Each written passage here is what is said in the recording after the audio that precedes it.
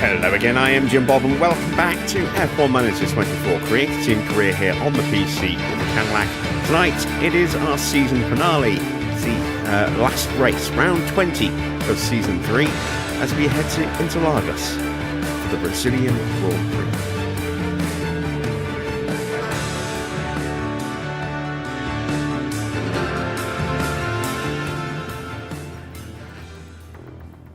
And there's a lot riding on this last Grand Prix of the season, not just for us, but for other teams as well.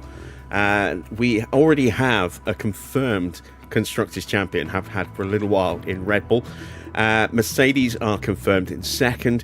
We do have a potential fight between Ferrari and Aston for third. And then in the Drivers' Championship, just 2 points separating Max Verstappen and Oscar Piastri in the Drivers' Championship. Just 3 points separating Lando Norris and Kimi Antonelli in the fight for third. And Tsunoda and Sainz are level on points going into this final round. George is only 12 points further back as well. So one of 3 drivers could potentially take 5th. One of 2 could end up in 3rd place. One of 2 could be world champion tonight. Well, will be world champion tonight. But the question is who? Max has the 2-point lead. Oscar has a 2-race win advantage in countback. If they finish level on points, Oscar wins the title.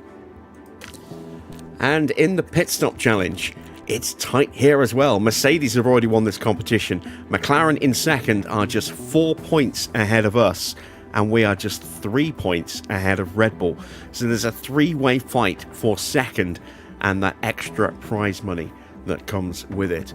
Hopefully we can churn out some good stops tonight and make sure that we are the ones that finish this competition in second.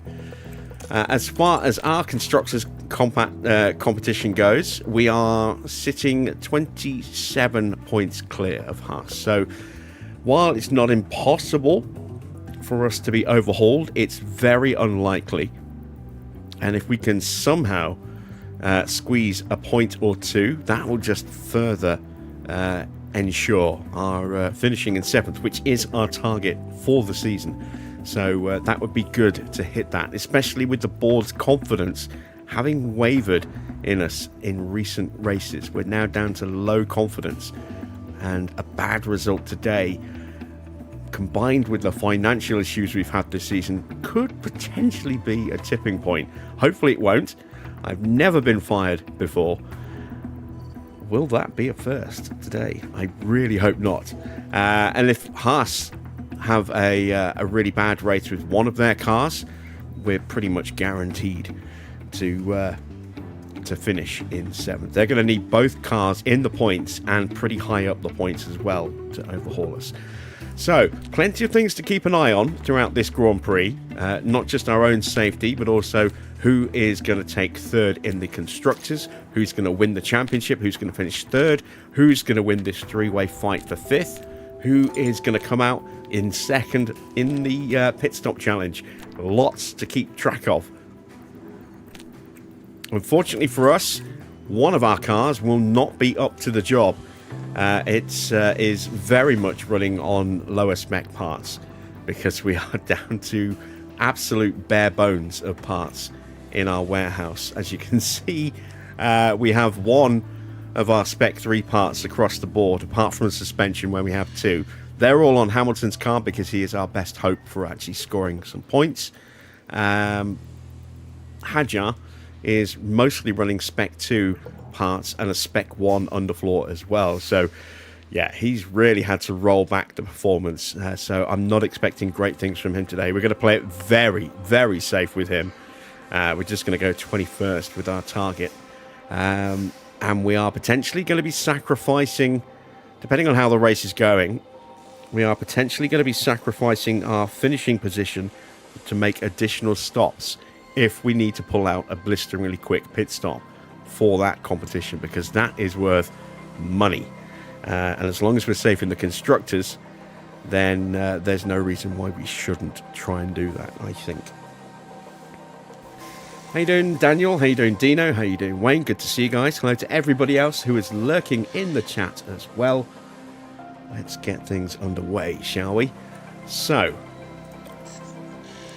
we do have full enthusiasm from Hamilton going to this race. We've got some positivity from Hadjar. That would be higher if his car was on equal status with Hamilton's. Even Javi is smiling today, which is a rarity. So that's good to see.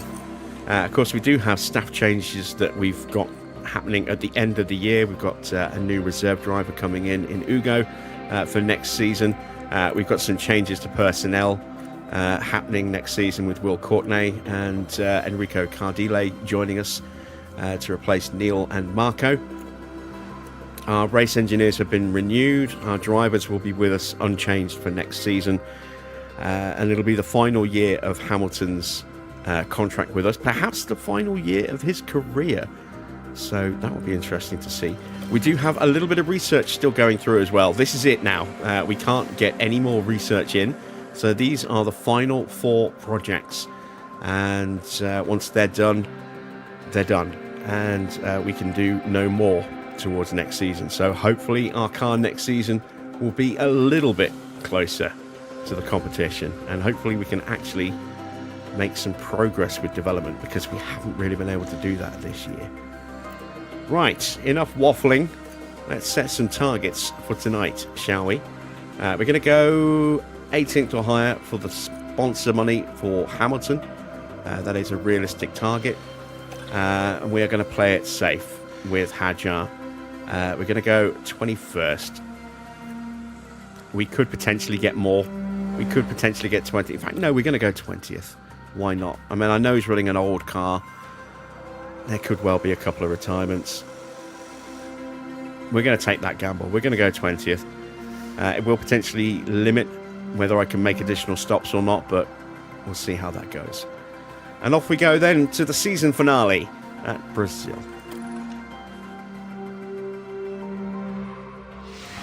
Our F1 season brings us to Brazil for the Sao Paulo Grand Prix. The Autodromo Jose Carlos Pache has been a staple of the racing calendar for decades, and soon we'll once again be watching the best drivers in the world give it their all.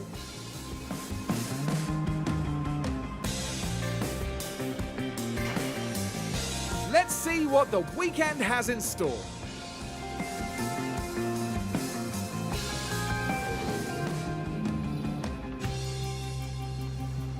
Let's see, indeed. So, this is a normal Grand Prix, no sprint. Yesterday was the final sprint of the season in Mexico. Not going to give the rookies a run.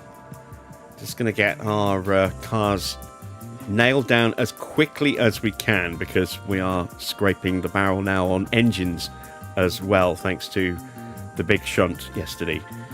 So, Brazil is normally 21 laps if you want to do 2 runs. We are just going to go with 25 laps and hope that's enough. Should be more than enough, especially with 3 drivers chipping in with car development. You can see without turning a wheel or even putting a setup on the car, we're already at 15% prep, and that's before it adds in the 25% for the car part knowledge as well. So we're in really, really good shape for getting through practice pretty quickly tonight. Let's have a look at what we've got on the car. I think we already did this last night, but I'll double check anyway, just to be on the safe side. Yeah, it's not looking great gearbox wise for Hamilton, is it?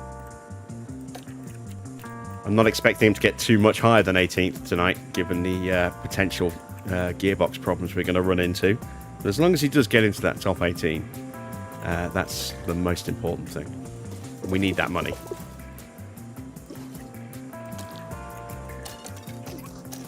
There we go, and we'll double check Hadjar's car as well. So 2 engines, both at 43%, neither are particularly good. We've got a better ERS available, and we've got a brand new gearbox, which we will use in the Grand Prix. So, setup time then. We are going to start with Isaac's car, seeing as we're already on it. Let's go with a 7 at the front and a 13 on the rear. We'll go with a 2.8 on the roll bar. Sorry, on the camber. The roll bar. And then for the camber, let's go up a bit. Let's go to about there. Let's just drop that down just a touch. And let's see how we do with that. And for Hamilton, we'll go with something a little different. We'll go with a 7 again on the front. We'll keep the rear at a 12.5 this time. We'll go all the way out to a 1.9. And then let's whack that all the way up and bring this up as well to about there. Did I do his driving options? Yes, I did. And let's hit the track for the start of the final practice weekend of the year. Green light.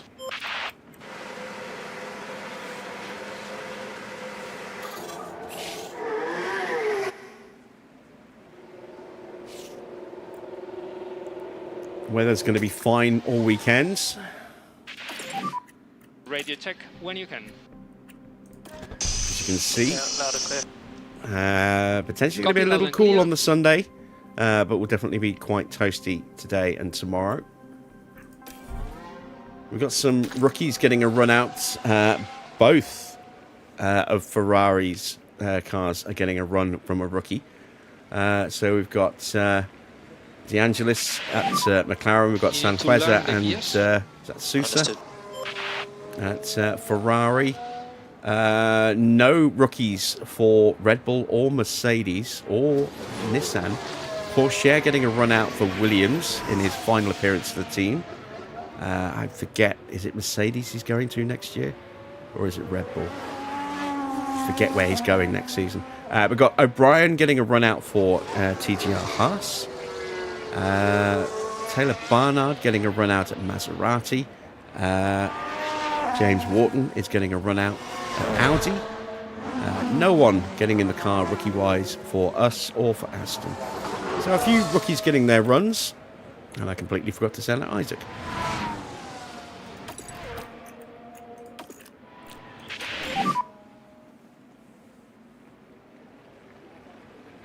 Understood.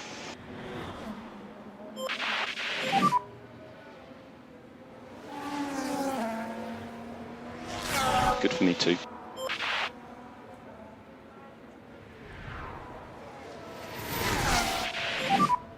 Brake warming reminder. Alright, let's tell Isaac to avoid the curbs, and also let's get him out of the way of Hamilton.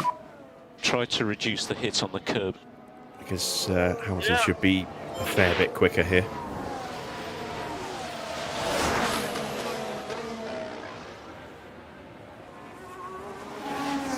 Yes, I think he should be a bit quicker, given the significant variance in performance from the aero of the cars.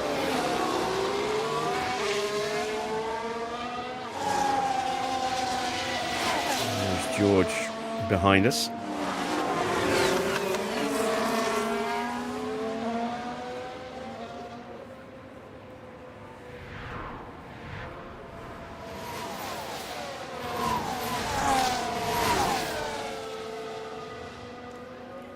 So we've had some unconfirmed leaked images of the Alpine. I still think that they are last year's images, not this year's.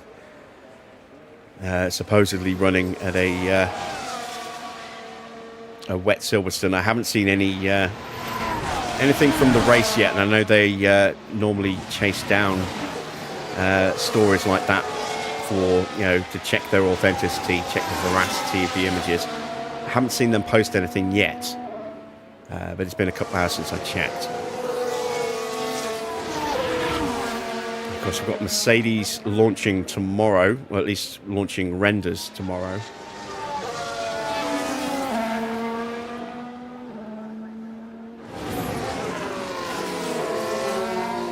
So we are definitely getting to the business end of reveal season.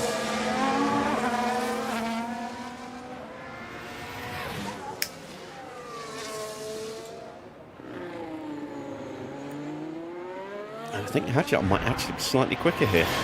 Is that down to gearbox? Yeah, it's probably down to gearbox. Hadjar is a little bit quicker. Okay, so we don't have to worry about him getting in Hamilton's way. Let's leave them like that then, and we'll speed them up and see how we do with the feedback. Temps okay? We need to work on the tires, keep the temperature on the tires.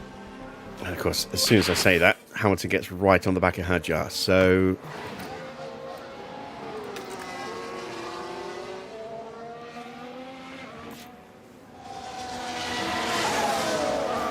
let's push him through.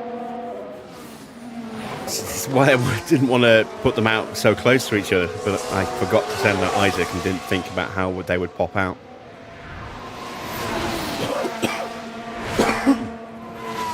Dino says he's seen a rumour that Mercedes will be announcing Microsoft as a sponsor. Interesting. I've not seen that rumour yet. But I haven't been living on the internet, so I've not been chasing down all those potential rumours.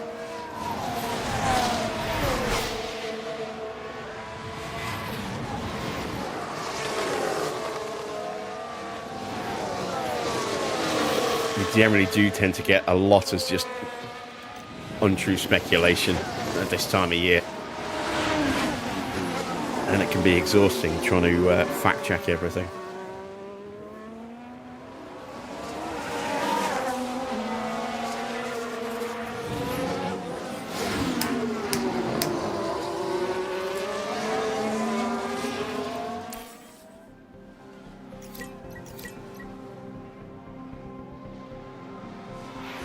I'm trying to think, do Microsoft have any affiliation with a team at the moment, or did they have an affiliation with any team last season? I think they might have done, but I can't remember who.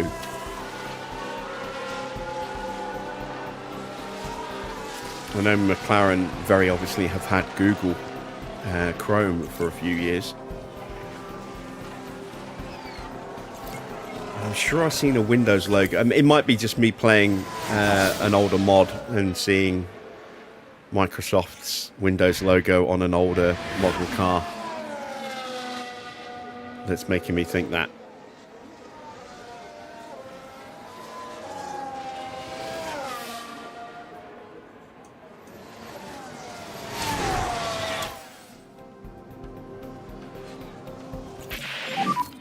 How does the car feel? All right, we've got some quick feedback from Isaac. Okay. And we're up to 40% already based off an 81% satisfaction rating. That's pretty good. We're going to call him in.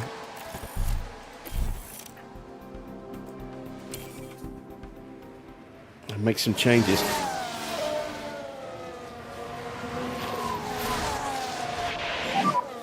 Tyre temps look good. Yeah.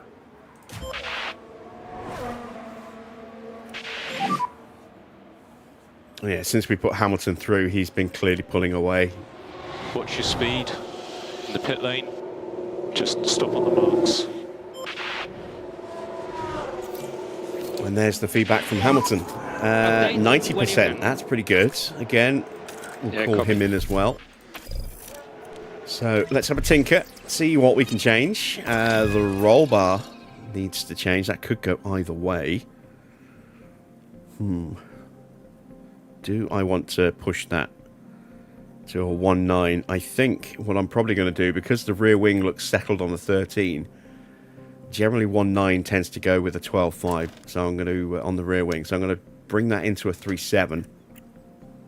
We need to find 19%, so that will account for maybe half of that.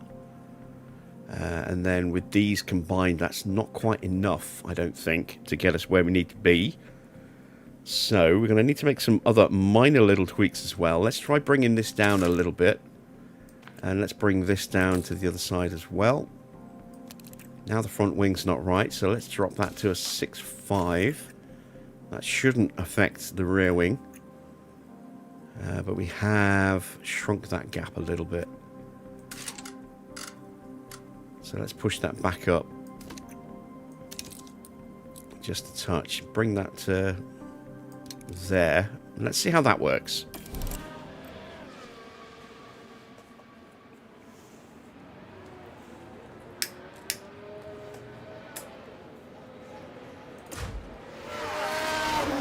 We wait for Lewis to make his way back to the pits.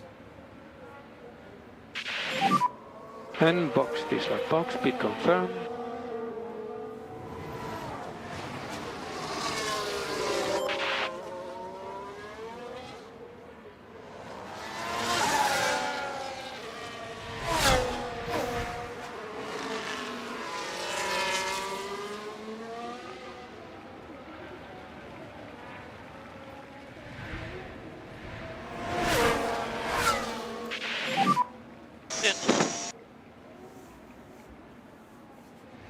And we need speed limiter on, and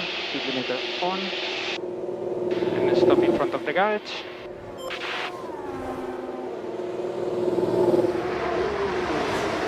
All right, in he comes. Let's have a look. Okay, so that has to go to a 2.8. We need to bring that back a little bit there. That gives us a slight correction there. We need to make a bit more of a change here, so let's bring this down a couple of clicks. Let's try bringing that down a touch more, and let's drop that. Or do I drop it, or do I push it up? I'm going to push it up to a 7.5. And then we'll bring that down a touch more. Take that back to about there, so we get that nice and centered. We've still got a good gap there. Don't think we've done enough to break that, so let's see how that works.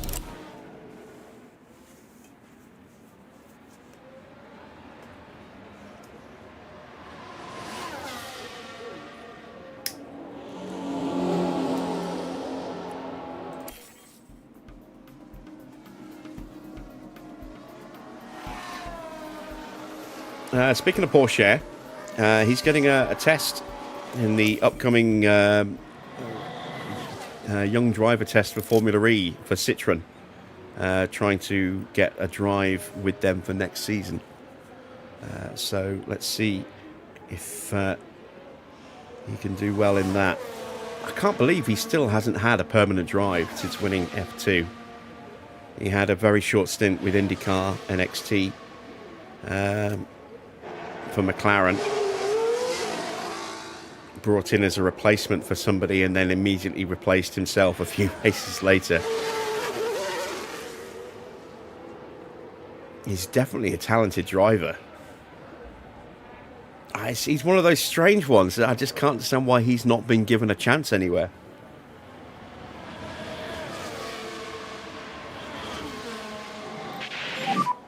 Get the tyres ready. But I think if his test goes well with Citroën, he's probably going to be a shoe-in for that role. A young French driver in a French team.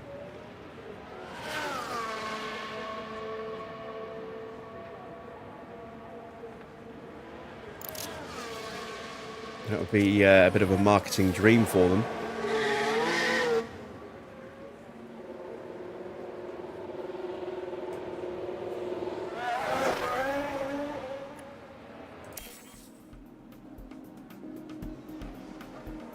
Oh, we've got a fault on Hamilton's car.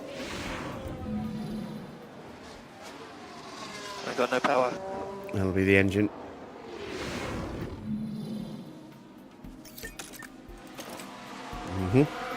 Temperature increase. It's fine. It's 98 degrees at the moment. Starting to creep up though. Slowly. If we were running him at normal pace, that would be starting to go up a fair bit more.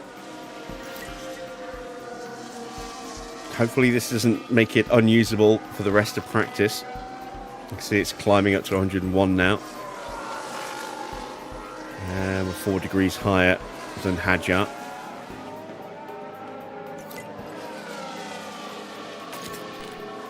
Closing in on feedback.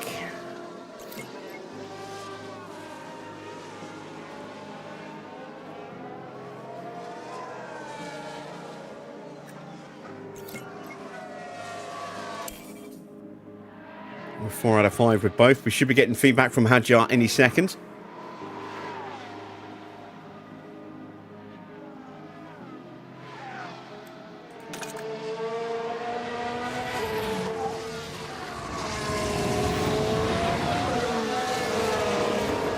Track temperature 50 degrees.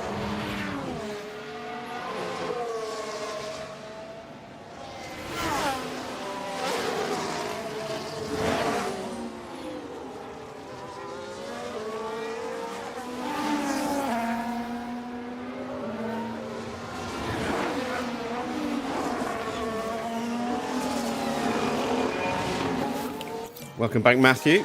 It has been a while.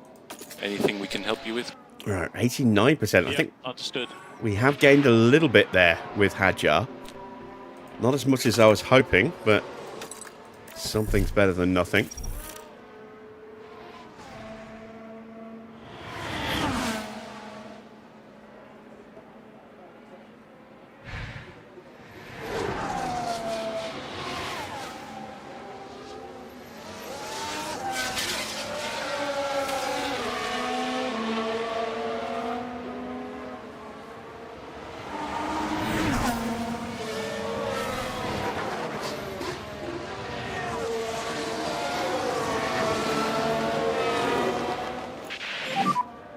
So limiter should be on now.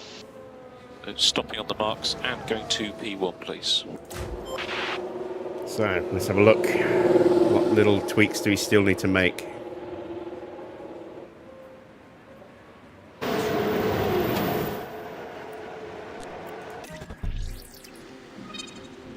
Everything's just that little bit off, isn't it? So, that could be anything. Let's try being a bit more aggressive with changes here then. Let's see if that adds up to the 11% we need. We'll run that in the next session. We're not going to run any more today. Or in this session anyway. We've still got the afternoon to come. Now we're just waiting on Hamilton's feedback.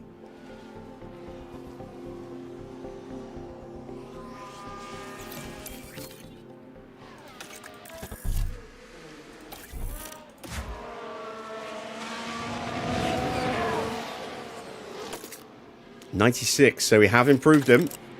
Just need some minor tweaks now.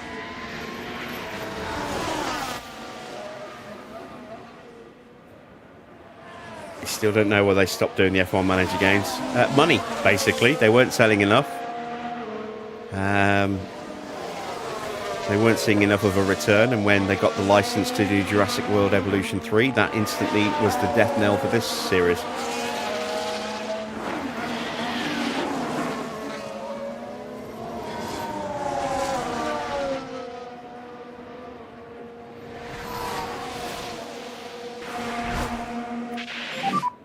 Speed limiter on, please. Stop in front of the garage.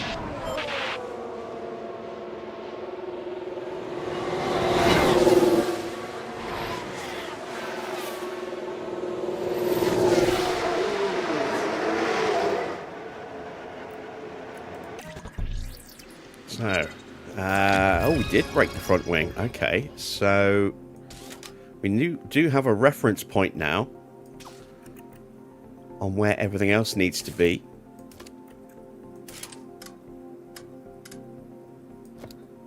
I don't know if that's going to be it, but it should be, theoretically. Again, we'll find out in the next session. And we are done running in FP1.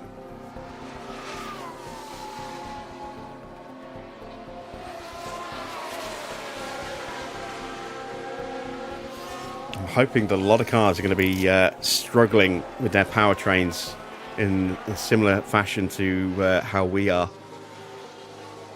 Hopefully even worse than we are as well. But I get the feeling we might see a whole raft of penalties and brand new powertrains being thrown in today. That means that the teams will struggle financially next season. That might help us, but it's pretty hard to break the cost cap. Somehow the big teams always manage it though.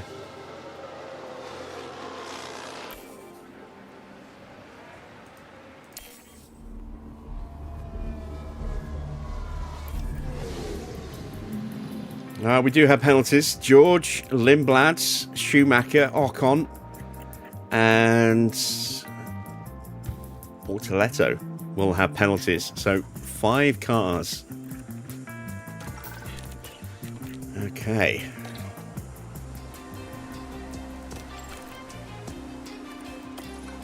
Engine now down to 31% with that minor fault, that minor damage. Let's see. I'm just going to run 20 laps of fuel. That should be enough just to get the feedback, and then we can call them in. We're at 45% prep without the setup. So we get 100% on the setup. We're only 5% away, 4% away with Hamilton from getting fully prepared for the Grand Prix. So we don't really need to do that much running at all. Which is good, because the less running we do, the better it'll be for our ailing engines.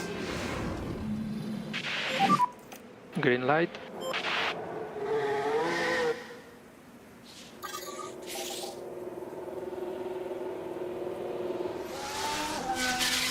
At least the last update they did was so good it made up for the fact that the series got cancelled. I am of the opinion that a lot of the stuff they threw in was stuff that was supposed to be in the next iteration of F1 Manager. Stuff they were going to hold back for, you know, what would have been F1 Manager 25, and when it became clear that was not going to happen, they then released it as a patch into 24.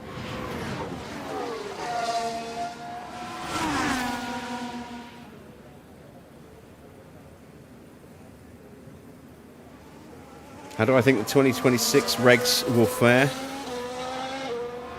I'm optimistic, but it's too early to say. I mean, nobody really knows what to expect with how the batteries are actually going to be able to work. You know, are the cars going to be power starved on the electrical side?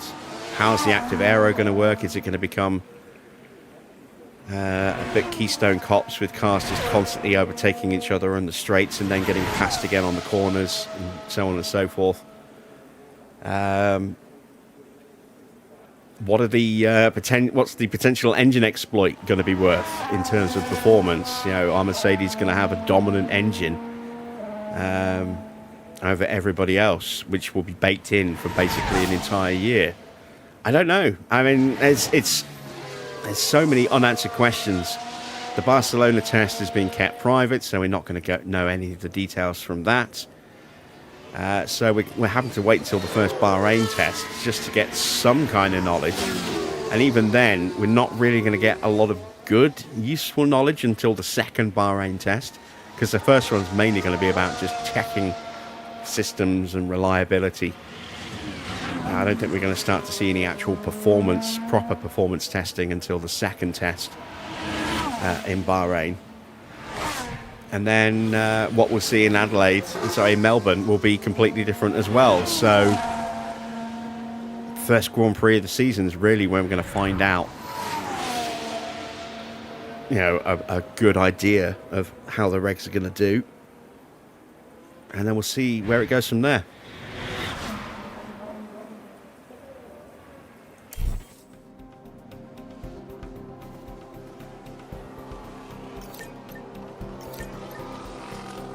I don't know if the regs themselves, you know, in terms of active aero and stuff, will improve Monaco. The fact that the cars will be slightly shorter and narrower will help, but I mean, we're talking small amounts.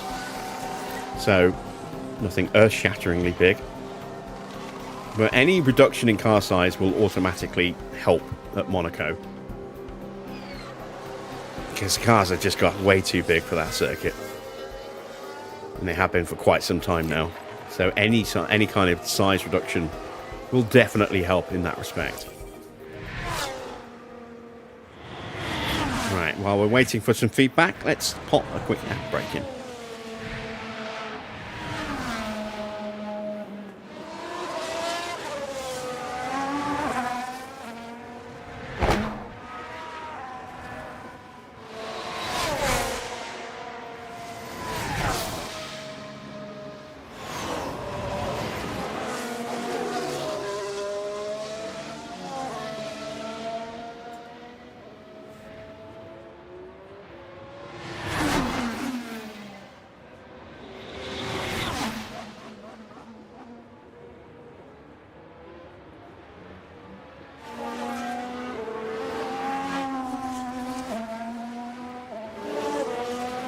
Evening, mic on.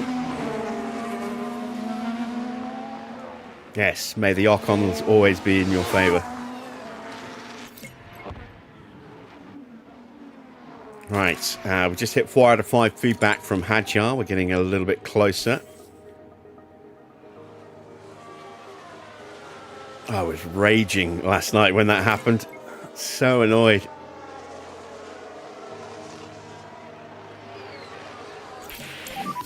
All right, 93%, so we're still lacking a little bit from Isaac.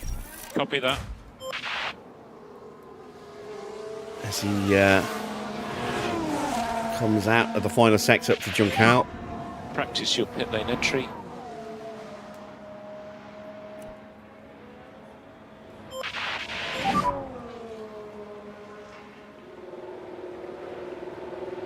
And limiter on. So stopping on the marks.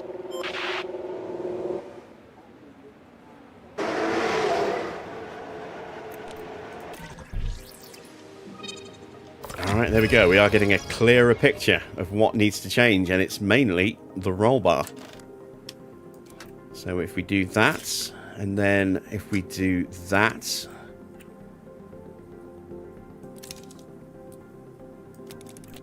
that could well be it.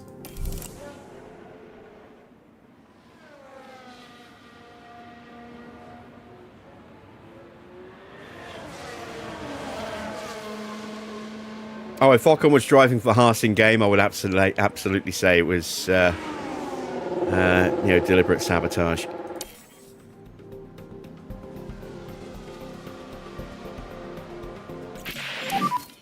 Update when you can. Right, we have an optimal rating from Hamilton. And it's 97. It's not quite there, so the front wing, I think, might be off. Might have to drop it down a touch more.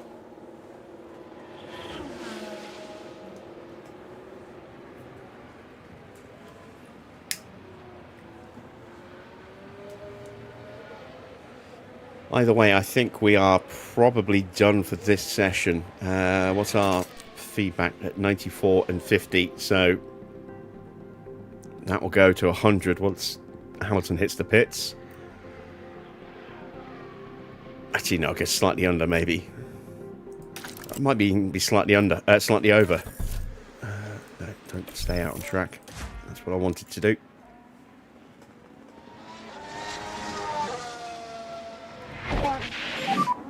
And box, dislike box, pit confirm.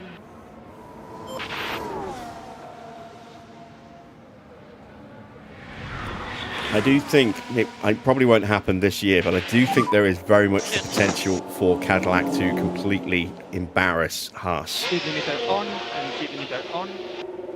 And stop in front of the guys. In a year or two's time. Gene Haas just doesn't seem to understand Formula One and how it works. Yeah, we're going to have to drop that down, aren't we? Which means pushing that up.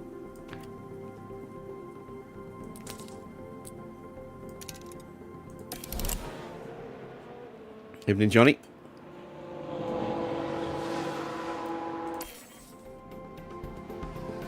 And I think the Cadillac are going to very quickly get to a point where they can outdevelop the Haas.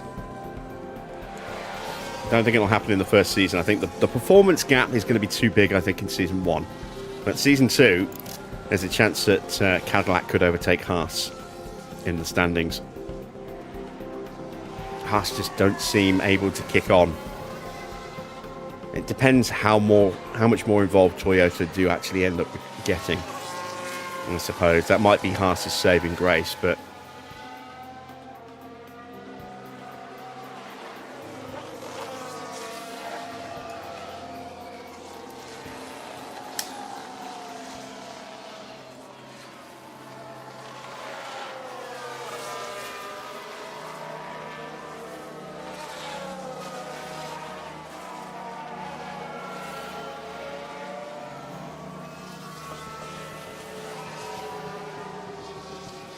when you say you visited Sao Paulo, I mean, I'm guessing you mean the city rather than the actual track at Interlagos.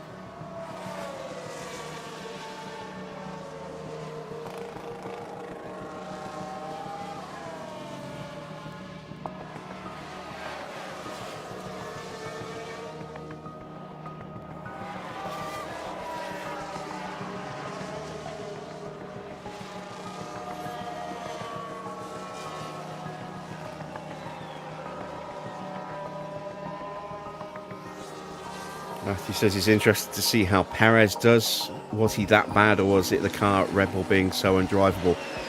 I think it was just the Red Bull. I mean, Perez was never a bad driver. You know, you saw what he was able to do alongside Stroll at Racing Point. You know, he was consistent alongside Ocon. He had his moments. He won races at Red Bull, but that car was on such a knife edge. No one's been able to drive it apart from Max. Look at what it did to Gasly. Look how good Gasly is now that he's nowhere near that team. Look what it did to Albon. Look what it's done to Tsunoda. Tsunoda's not even going to be on the grid. And look what it did to Lawson as well. He lasted just 2 races before they ditched him. That car was just undrivable for anybody but Max. And if Max wasn't Max, if Max was, say, Norris, that Red Bull would have been atrocious and would not have done anywhere near as well as it did, because Max is just that special kind of talent that comes along once every generation.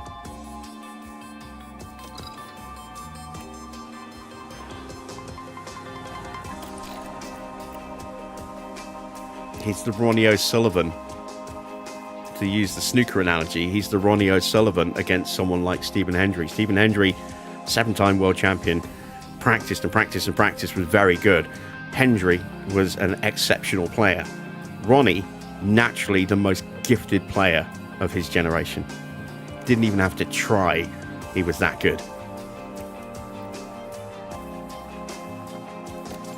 And that's kind of how I see Max. I see him as the Ronnie O'Sullivan of the Formula One world. Just so much natural talent.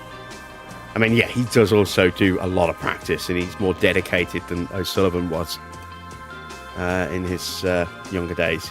A lot more dedicated, but just so much talent. So much talent. It's scary how talented he is.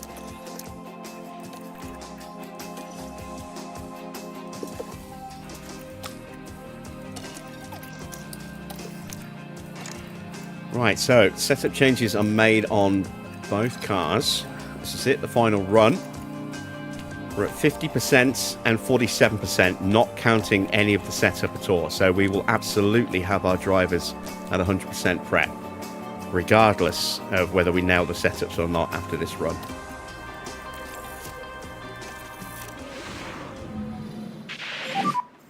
Four seconds. But it would be nice to know the setups as well. Green light. You feel Piastri could challenge Norris this season? Well, he could. He challenged him last season. It's only when, and I know the team had denied it, but they very clearly had a little bit of a bias towards Norris.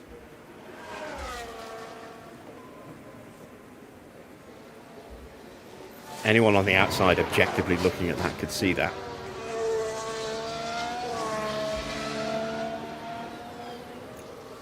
And if that happens again in 2026, I think Piastri will be looking for the exit door. Unless McLaren, lose Norris.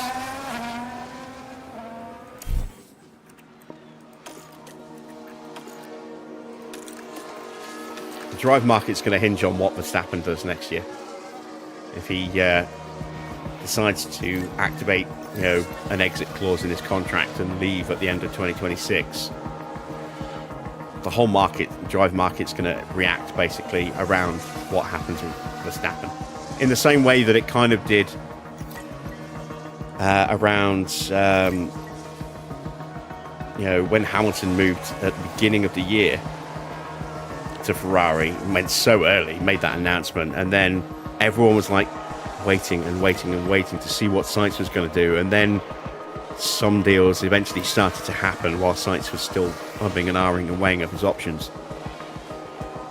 And in the end, whatever advantage, whatever authority he held in that market just waned away to the point where he got left with choices that were not optimal. But he's done well for himself at Williams. He's acquitted himself well there. Copy that. Right, feedback is perfect. There we go. That's what we needed to see. So Hadjar is in. Just waiting on Hamilton.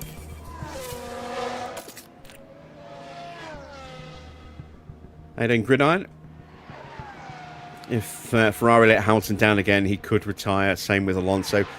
Well, I think, yes, with Hamilton. If Hamilton doesn't make any kind of significant progress to close the gap to Leclerc this season, I think he might just have to call it quits and walk away. Alonso has actually said if he has a really strong season but misses out, it would be easier for him to walk away than if the car was bad. So I think the reverse is true for Alonso based on what he said. Hülkenberg might retire too. I think Hülkenberg will stick it out for another couple of years before he goes. He's finally got a drive in a works team, which is something that he has been chasing for a very long time. There we go. We nailed it with Hamilton too. So our drivers are done. We are done with practice. There's our confirmation. 100% driver prep for Hadjar. And 100% prep for Hamilton. And for the last time this season, we nail the setup on both cars. Alonso is also really old. Yeah, but he's also exceptionally talented and, you know, tremendously driven. You know, he has that hunger still. If Stroll had Alonso's hunger, he would be a much better driver than he is. Stroll's just going through the motions. I don't think he really cares either way. I think he enjoys what he does, but he doesn't have that hunger that Alonso has.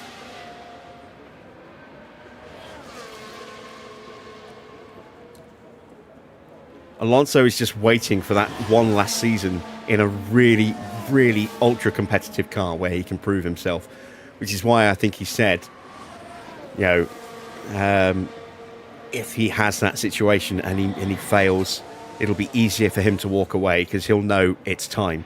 Whereas if the car is not good enough, he still has that belief in himself that he can still fight. And if the car's letting him down, you know, he can't put it on himself. He can put it on the car. So, like I said, I think the Hamilton-Alonso situation is the reverse of the other. Hamilton has another really, really bad season. That might be curtains for Hamilton. If Alonso has a bad season because the car is bad, I think he'll still stay there. But if the car is really, really strong and he fails, that may be it. He may realise that, you know, I'm never going to get right to the very top again and call it quits. Evening, Adrian.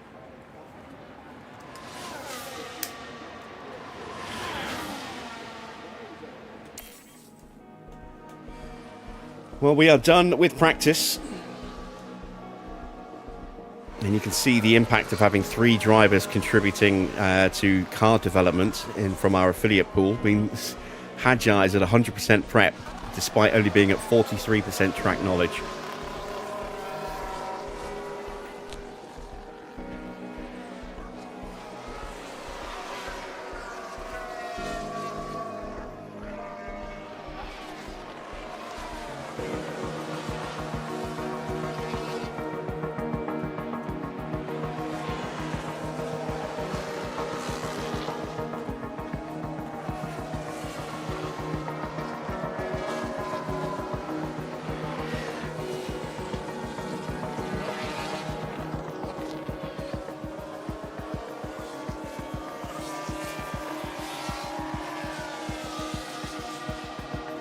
A little whoopsie for George at turn 4. How big a mistake did he make here? Let's have a look as we go into turn 4.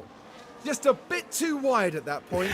I think he took extreme avoiding action because he has Verstappen right behind him.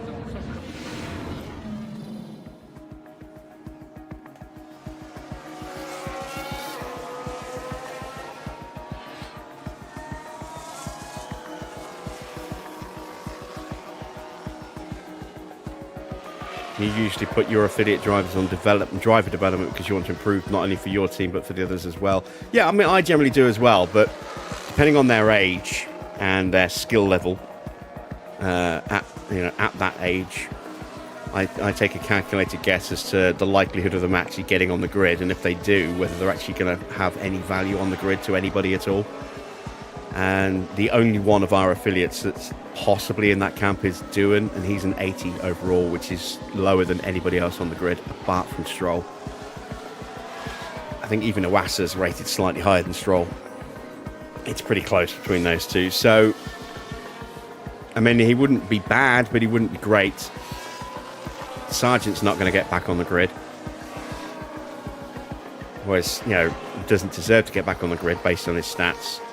Crawford's not going to develop enough to get, to be worthy of a seat. Nor's Pietro Fittipaldi.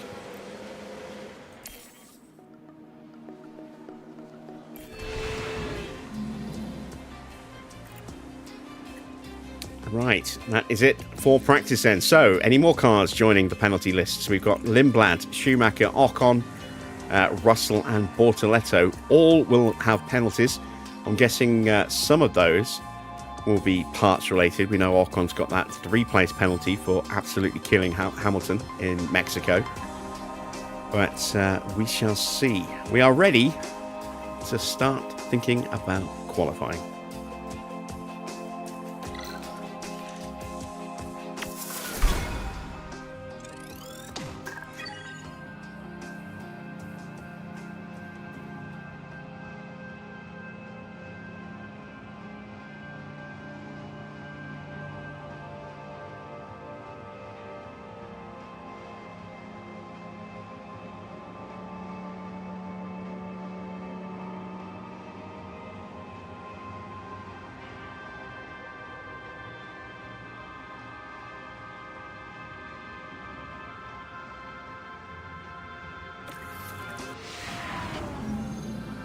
There's tension in the air today, so it must be time for qualifying.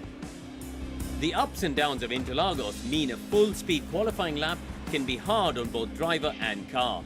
Sector 2's technical corners demand high downforce to make a quick lap. Karun, if we could perhaps talk about Lewis for a moment. How do you think he's feeling? Well, they're certainly delivering better results than their teammates, and they'll be expected to keep that up for the rest of the weekend. So stay with us, folks. It's sure to be a good one.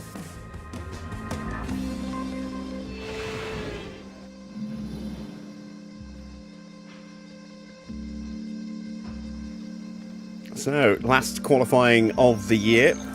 Can we get either car, both cars, through into the next session? I don't think we can with Hadjar. I think the performance loss with all of those aero reductions combined with a pretty crap engine means that he is almost certainly going to go out in Q1. Hamilton might get through to Q2, but we don't have a good gearbox for him, so that could be bad. Even in Nigel, the big end race of the season. In a moment, yes, we've got to qualify for it first.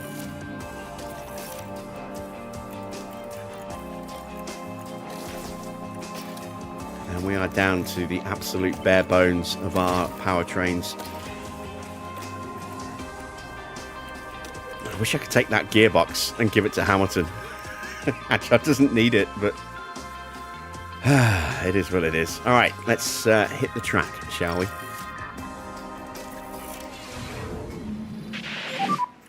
Green light. This is going to be a slow lap from Isaac.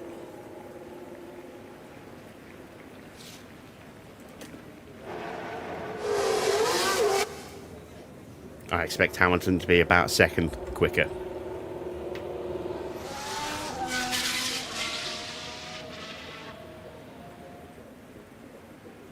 Traffic notwithstanding.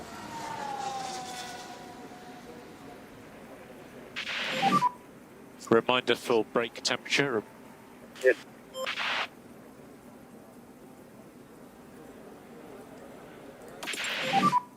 Try to work on the front tires. Yep. All right, Schumacher and Antonelli both out as well. We know Schumacher's going to have a penalty, given that he wrecked his car in Mexico. That's almost certainly going to be part penalties. Lindblad coming out, he has penalties as well. Gap is good. His car was struggling You are in the good last to race, go. so again, I think that's part penalties. And track is clear, track clear. Charge button off for last corner.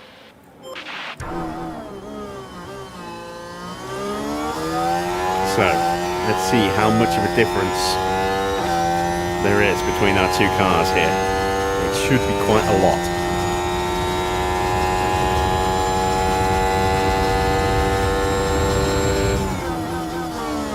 Both cars will get a clean run on their first lap here, in terms of traffic anyway. An 18.4 for Hadjar.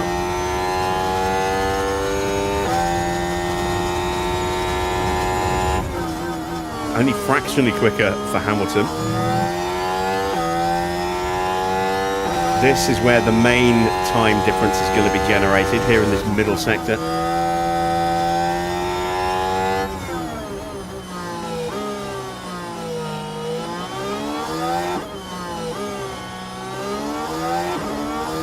Hadjar approaching the splits. Does a 34.7.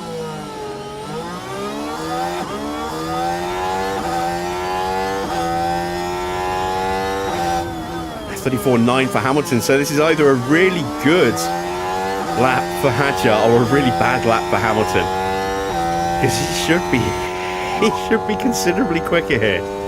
Maybe not a full second, maybe because it's a short lap, maybe I was overestimating there, but yeah, Hamilton half a second down. I do not understand why. Maybe the gearbox. Of course, the gearbox could be... It will definitely be slowing Hamilton down because it's in yellow. But, yeah, I thought it would be at least half a second in the other direction, given the vastly superior aero performance of Hamilton's car. And the engine's better as well. Of course, I forget just how much performance loss you get from a bad gearbox.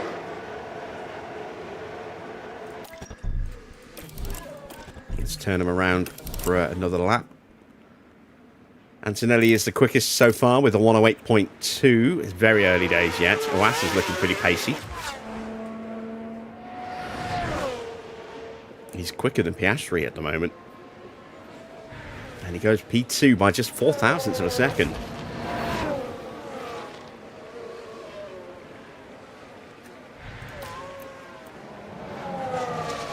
And Piastri is in third.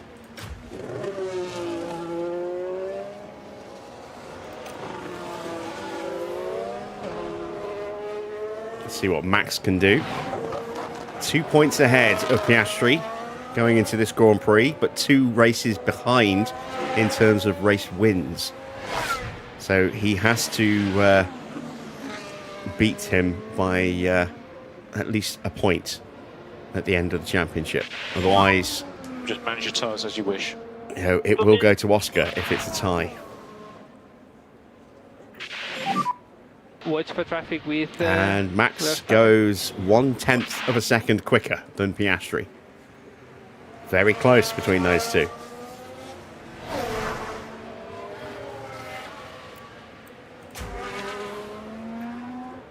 So getting ready for run number 2.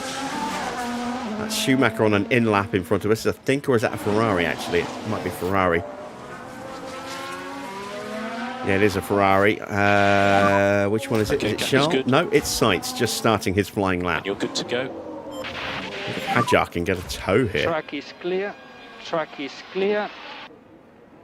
And will be charge button off for last corner.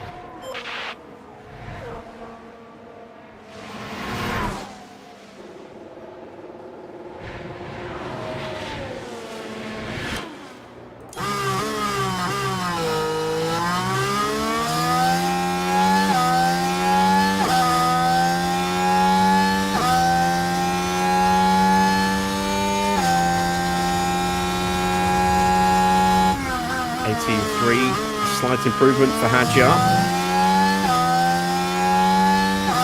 18.2 for Hamilton.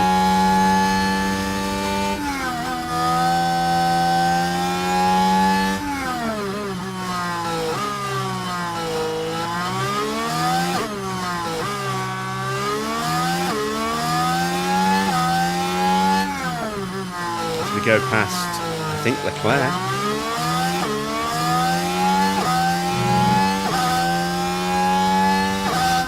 Yeah, that was Charles Leclerc, who's now going to get a big toe off the back of Isaac up to the line. 34.6 for Hadjar, 34.3 for Hamilton. This is a bit more what I was expecting to see on the first run. So maybe Hamilton just did have the tyres at the temp, I don't know, but be much quicker this time.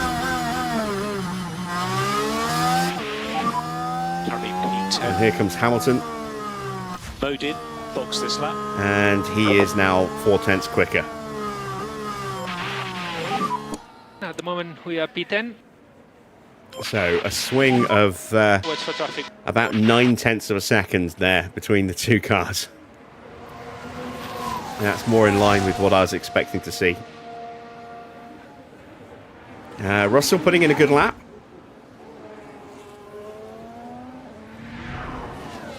As he rounds the final turn up to the line. And that's good enough for him to go top over Tsunoda and Antonelli. Iwasa's up there as well. The top four separated by just 0.07 of a second. Very close. Leclerc's not having a particularly good lap. Perez is only good enough for 12th. Leclerc's not that much quicker. He's looking to slot in around Hamilton at the moment. Just slower than Hamilton by 13 thousandths of a second. What about Norris?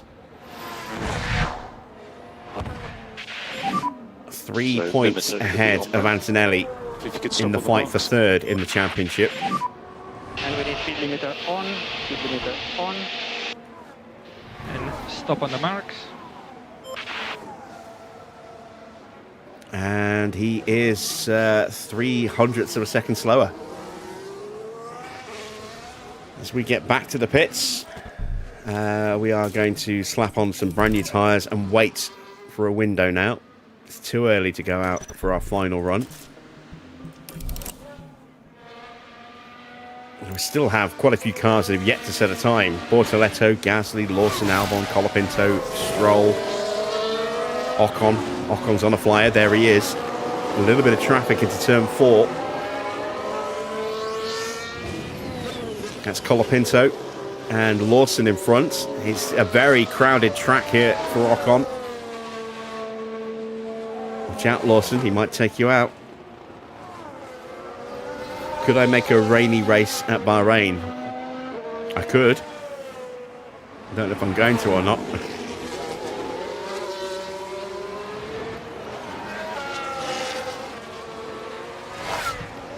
Albon with a very strong first sector, fastest of anybody so far.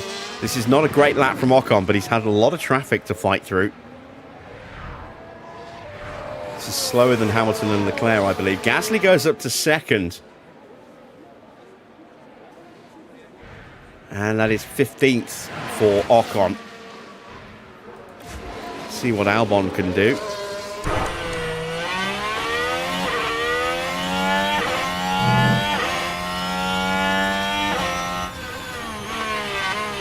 Lindblad up to second. We have got the top 6 separated by just 0.07, 0.08 of a second. If you count Norris as well, and even Verstappen, the top 8 separated by effectively 0.1 of a second.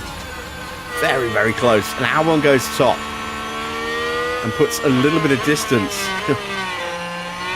It is a very little bit of distance, but puts a little bit of distance there. Lawson's going even quicker.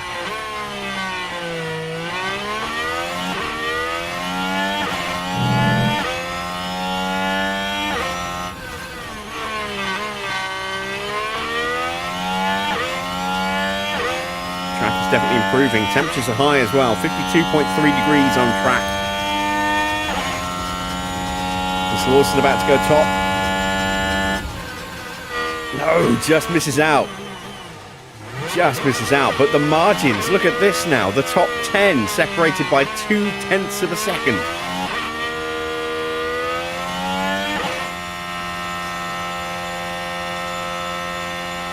It's ridiculously close. Here is Bortoletto on his flying lap.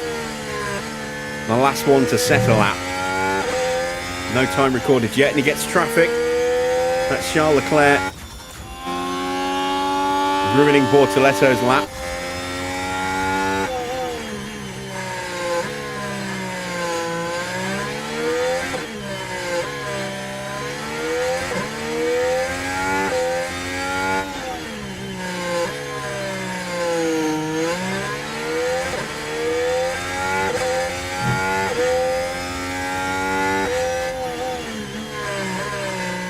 Terrible middle sector.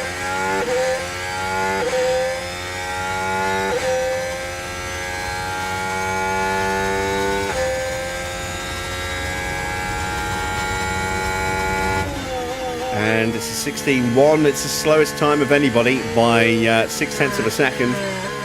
Slower than Hadjar. We've got 5 minutes left on the clock. Antonelli and Verstappen currently on outlaps. There goes Yuki Tsunoda.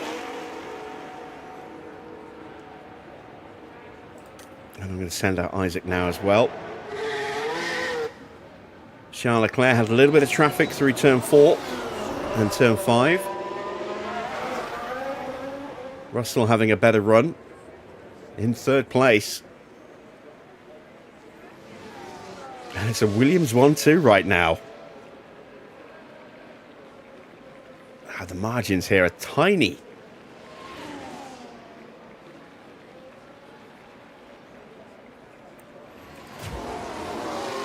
Behrman with an 18.1 as well. He's looking quick. Good position. Now, has George been held up with traffic in the middle sector? 34.3. It's not amazing, but it's not horrible. It's quicker than Leclerc. He's up by about half a second over Leclerc at the moment. Leclerc does not improve. I don't know if George will. Behrman absolutely flying in the middle sector now.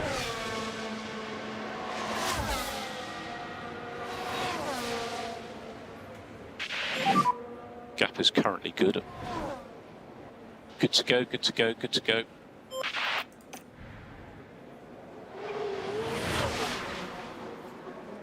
And Behrman goes top by 0.009 of a second. Right, Hadjar is about to start his flying lap.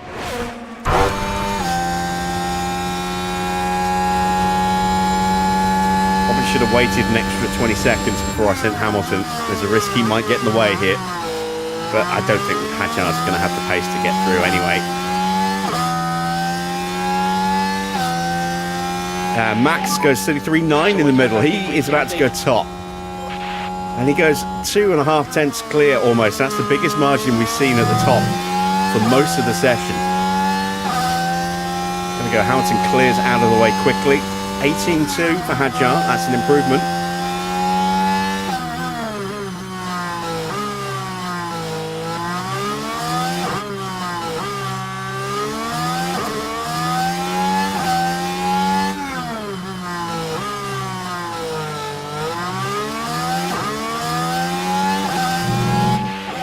Middle sector split coming up.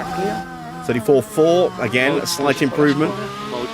Don't think it's going to be enough to displace anyone permanently out of the top 16.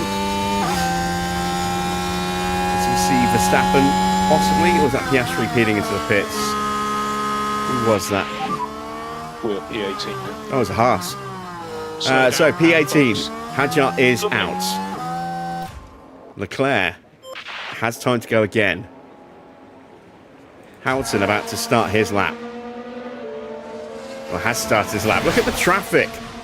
Oh, and that's a really bad block for the Williams of Albon. Not that he needed to improve. He's already through. But look how far behind he was, considering he was right up our backside there. 18.1 for Lewis is a good first sector. Now we hit traffic, and is it Ocon? Of course it's Ocon. We've seen it. Get out of the way. There you go.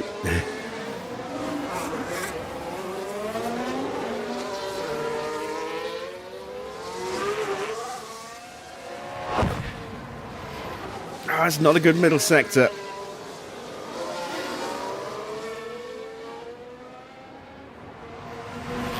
Tsunoda hugs the inside as we come through. We need a really strong final sector here. Improved by 29 thousandths of a second. We lost too much time in the middle, so I think we're out.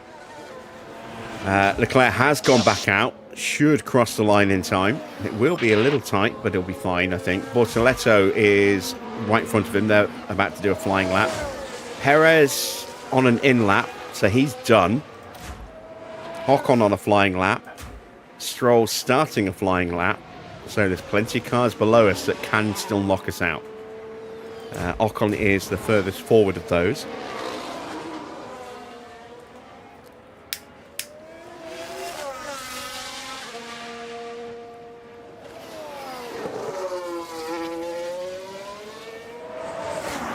Given the improvements we're seeing in front, again, I think the gap to us getting knocked out is actually going to end up being quite big. Leclerc goes purple in the first sector when he absolutely needs it the most. Improvement for Bortoleto as well.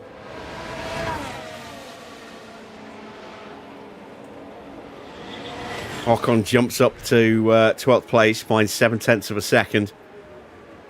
We are now out. Stroll is not improving enough. He might jump us, but he won't get through, I don't think.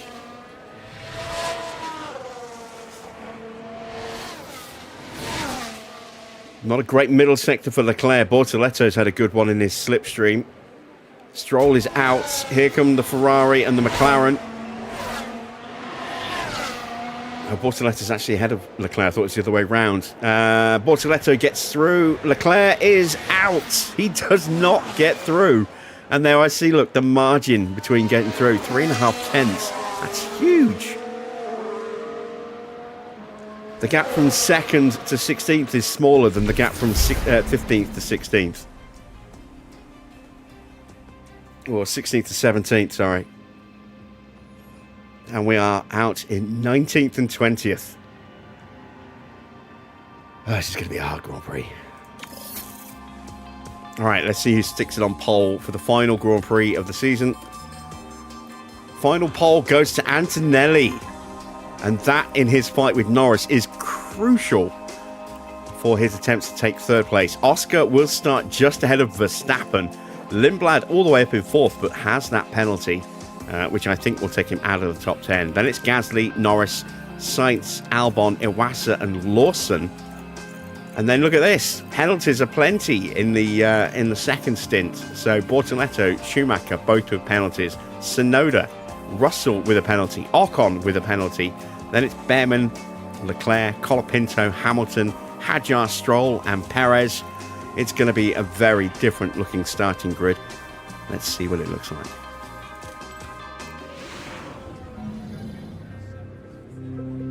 There's a terrific atmosphere here in Interlagos as the drivers prepare for 71 laps of scintillating action. Brazil loves a home racer, and none more so than the brilliant Ayrton Senna. His victory here at Interlagos in 1991, fighting a broken gearbox, is one of the most emotional moments in F1 history. Interlagos Sector 2 is a maze of twists and turns, demanding the highest downforce.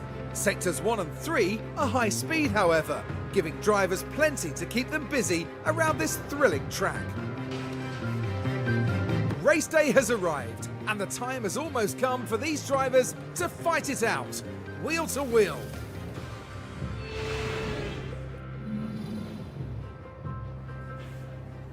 Michael asks, nowadays, is it impossible to have a Russian team in F1? Under the current political climate with the invasion of Ukraine, yes.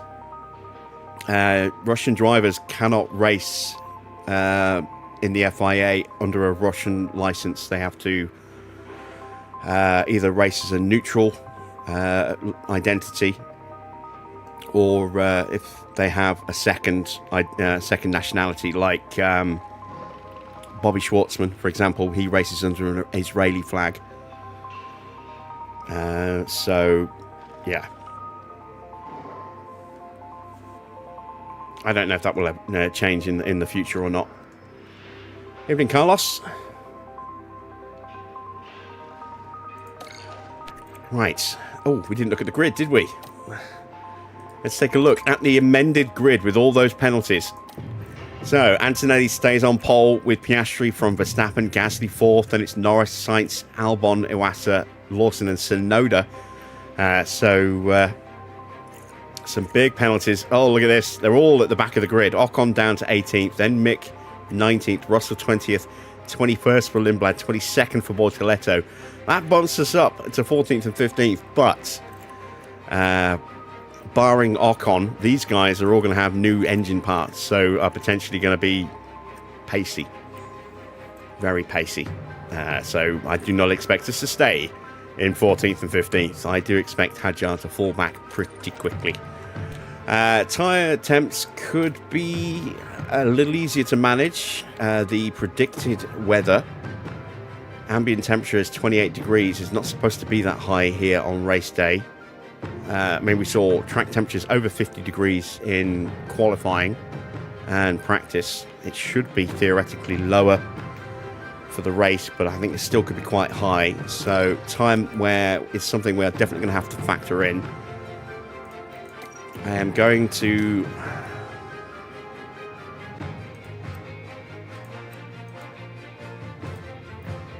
go soft, medium for Isaac, with a view to maybe stretching those two stints slightly as well. And I think we'll do the same for Hamilton.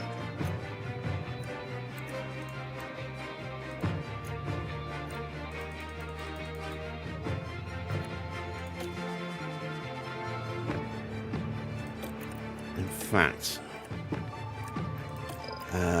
let's just see what we could do if we do that.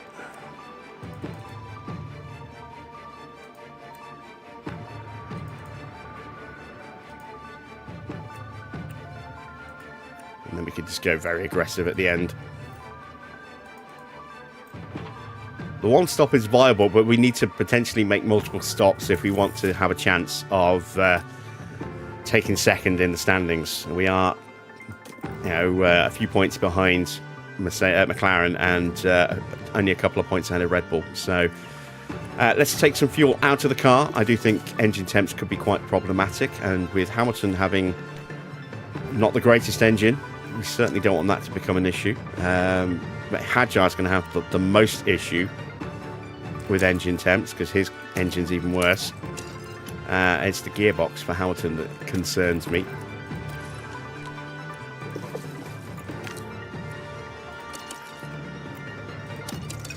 Let's see if we can maybe gain anything off the line. And we are prepped and ready.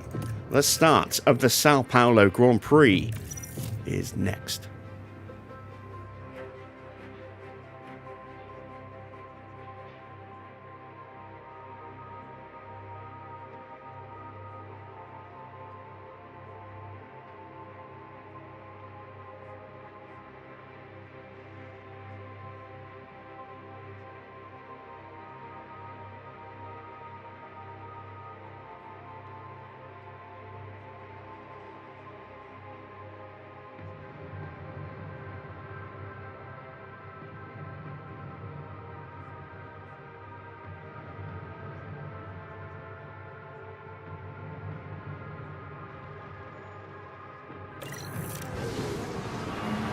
The anticipation is really building here.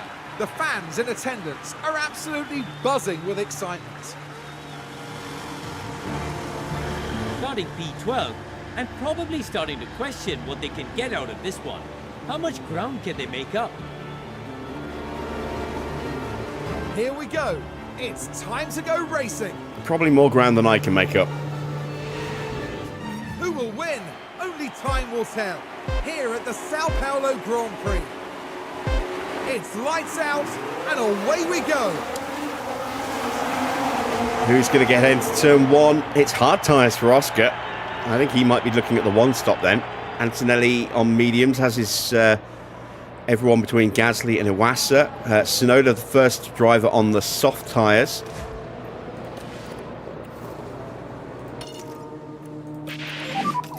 Look after the tires, please.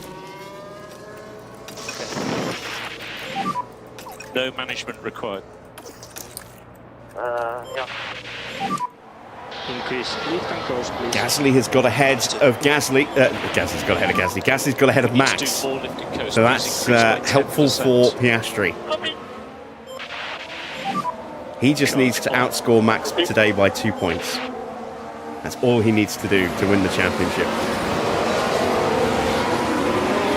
Max just needs to finish ahead of Piastri to win the World Championship. It's so tight. It could go either way. Antonelli needs to outscore Norris by 4 points. He's 3 points behind, but Norris has more race wins this season. And he's making a good go of it at the start. You're currently P15. Norris down in 6th place.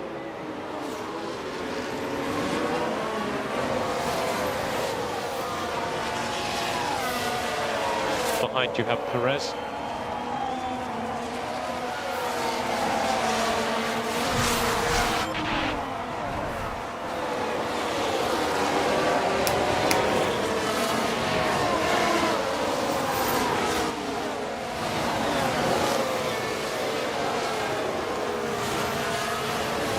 Oh, I think all the front runners are going to one-stop. It's just a question of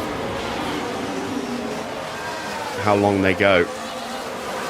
I mean, just because Piastri's on the hards, I mean, it could be that everyone's going to two-stop this race, and Piastri could be on hards, but would absolutely thrash them. It's too early to tell. And because we don't have access to their tyre percentages, we won't really know until we suddenly get a pit stop.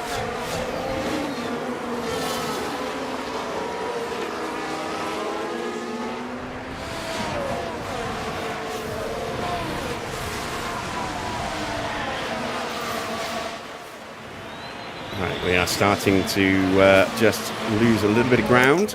So now we're going to turn the batteries back on again. And more energy available. Understood. Try and stay with Leclerc.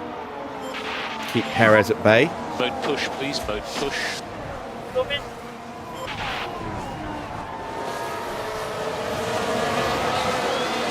Max has passed Gasly, but is now nearly 2 seconds behind his teammate. We just saw a little flash of Colapinto looking at Lawson there. There's no room to get through at the moment, though.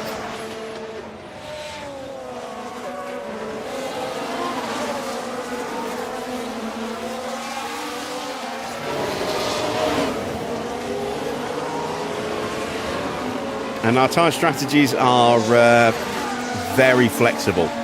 Things can go out the window very quickly here, strategy-wise, around this circuit. It does have a higher than average propensity for a safety car or two.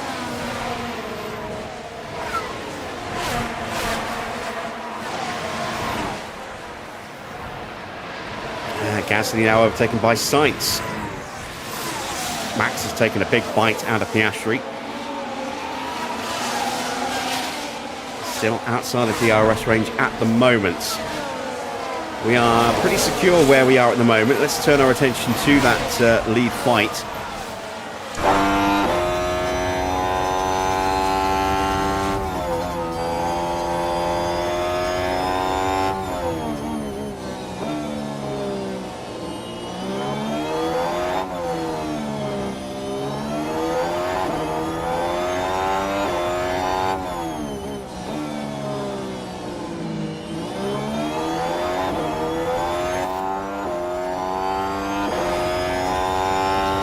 Who's got a fault? Oh, it's Leclerc. That might help Hamilton. But there! Oh dear, that's not what they need right now.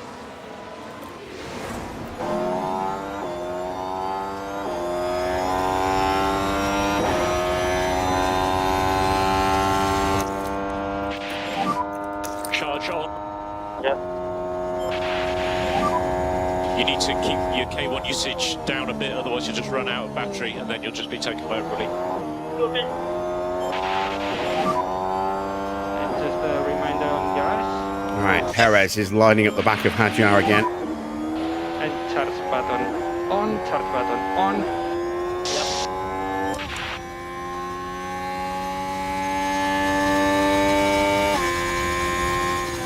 Max just about getting into DRS range of Piastri.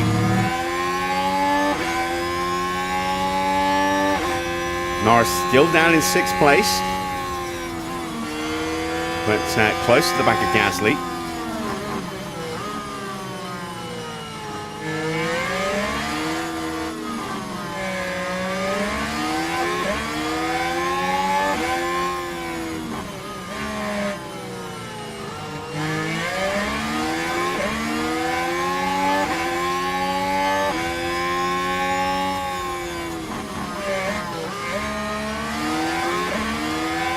I think Perez might be trying to keep his car cool. I don't think he's in overtaking mode yet.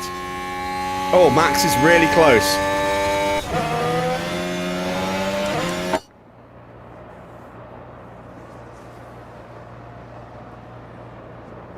He's going for the overtake into turn 4.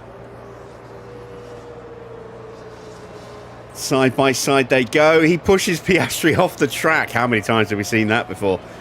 And Max through into 2nd place. But it's early days.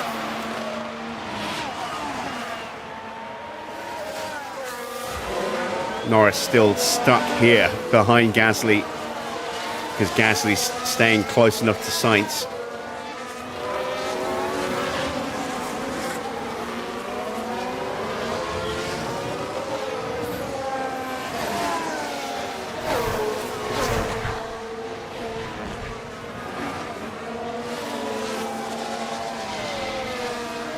Piastri may well try and come back at Verstappen here.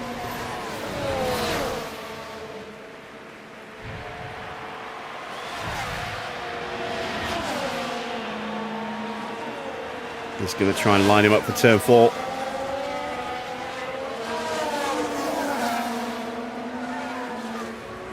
I don't know if he's close enough.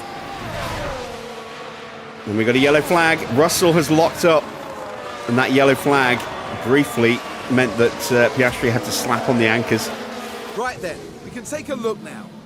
Now this was on the straight. Yellow flags in sector 1 preventing overtaking. And the car fails to respond, and they ended up their own passenger. So, big damage to Russell's tyres. He's on hards, but that will not have done them any favours at all. He's down to the back of the grid. Tsunoda gets past Albon. Albon fights him off around the outside, but Tsunoda has that extra grip from the softs. Can he make it count? I don't think he can. Iwasa and Colapinto are fighting as well.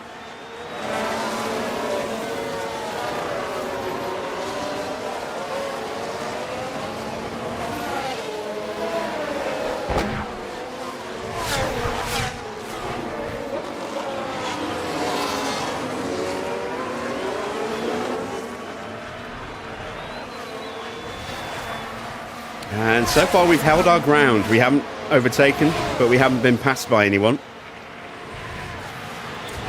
Just put the curse of the commentator on Hadjar here, with Perez lurking in the slipstream.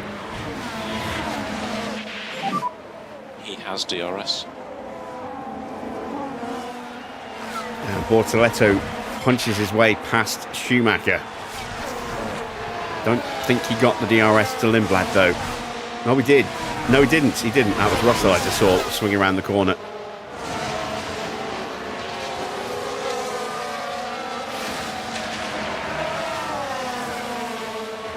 Track temperature 48 degrees.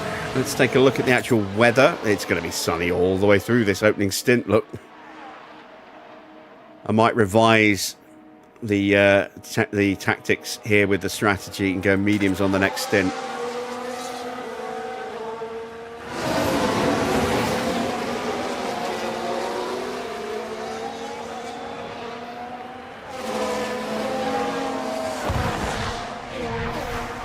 I may yet try and one-stop this softs to mediums, depending on how long we stay stretched on these softs. New fastest lap for Oscar. I missed what it was. Let's have a look. 111.6. Very, very close to Verstappen's time.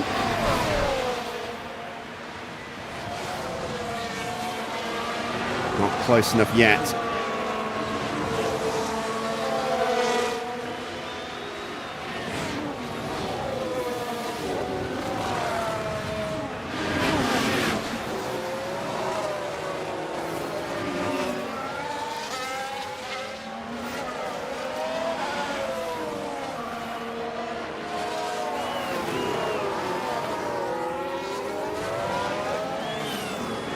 Norris is still stuck down in 6th place. It doesn't look like he's going to move forward anytime soon.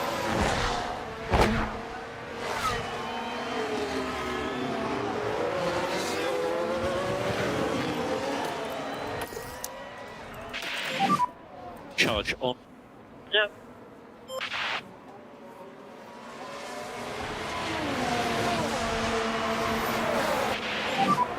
Very happy with tyre management. Perez has pulled out the slipstream, and that might give Stroll a look up the inside here. He does have DRS on you. Couldn't quite get there. Hamilton's starting to slip back a little bit from Leclerc. Thinking I might turn his tyres up again soon. Right, let's do it now. So we need to push. Charge Keep on. Hadjar in the lower push band because his temperatures are still a little high. In that dirty air.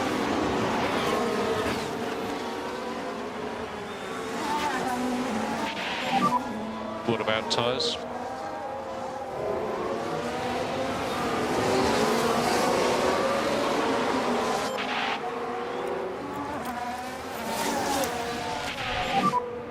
Charge button on. Understood.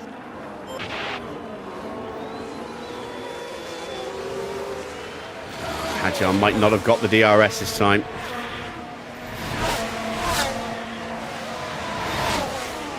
Perez is going to get the move done up the inside. All right. We are P16. Say, hopefully tucked it behind him. We've got a problem with Hamilton's car. I bet it's the gearbox, isn't it? There's a lot of D-rates. Oh no, that sounds like battery. Battery should be fine.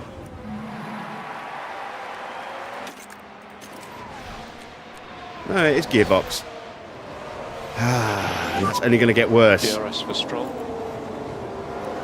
All right, we have to try and alleviate that as best we can by telling him to avoid high curbs. Hopefully we can get that fault to disappear, but it's not going to. It's going to be examined after the session, so that's just going to get worse as the race progresses. All we can do now is prolong it as much as we can. We've got to try and make sure Hamilton gets home in 18th. Oh! Is this going to decide the title?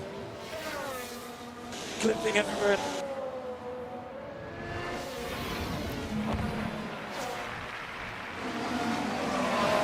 It's a serious issue for Verstappen, and that could leave him an absolute sitting duck here. Mick's car has a problem. Leclerc has an issue, so does Schumacher now. But the car's definitely not happy. Oh, shut up, Crofty. If you're not going to tell us, then don't tell us anything. Here comes Oscar. Max shuts the door.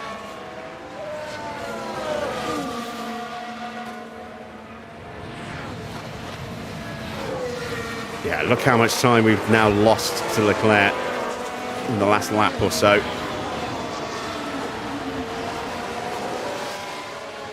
Stroll gets past Hadjar. Playing the long game with Isaac here. No worries, mate. It's Ocon behind. But let's take a look at the replay. Now this one It involves looks like he got him into Stroll. turn 4. Can they squeeze by? Once again, we lost that DRS to Perez, and that left us vulnerable. If we can stay in the train, Hadjar will be all right, but the second he drops out of the train, because his car is aerodynamically weak compared to Hamilton's, let alone the rest of the So, field. let's He get is going to be a push. target.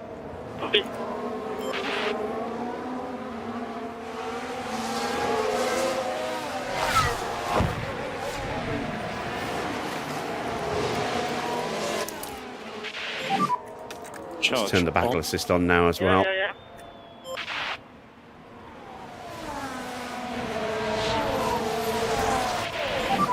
And we'll turn the DRS tyres up a enabled. bit. Ocon has it.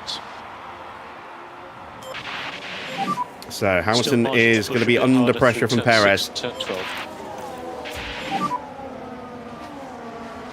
Verstappen still leads Piastri, Understood. and he's now almost inside the DRS of Antonelli. That a nice little gap.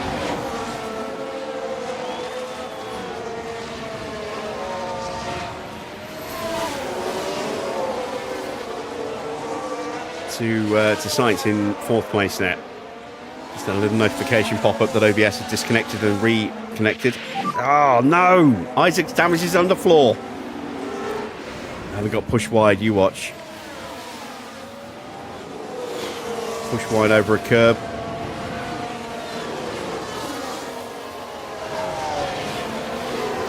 Well, not over a curb, but certainly off the track. Awesome. Ah, God damn it. What is about Ocon trying to destroy my cars? So, the issues for Hadjar are only going to get worse. And if he does that again, he's out with a broken underfloor. Oh, my God.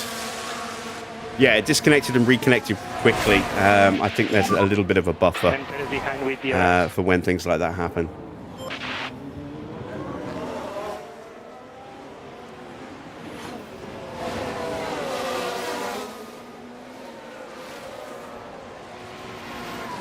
But I am worried for Isaac now.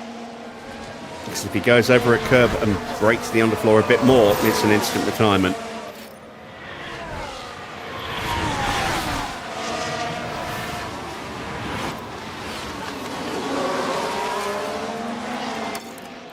We're going to change his strategy. We're going to go a bit more aggressive with these tyres, box him early to at least get a stop in.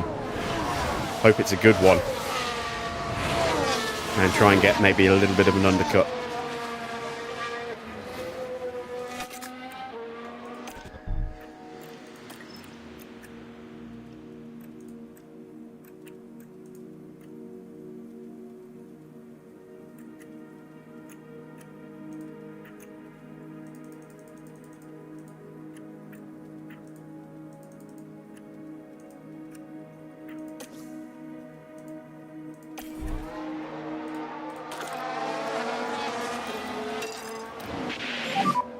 Let's get after these cars in front.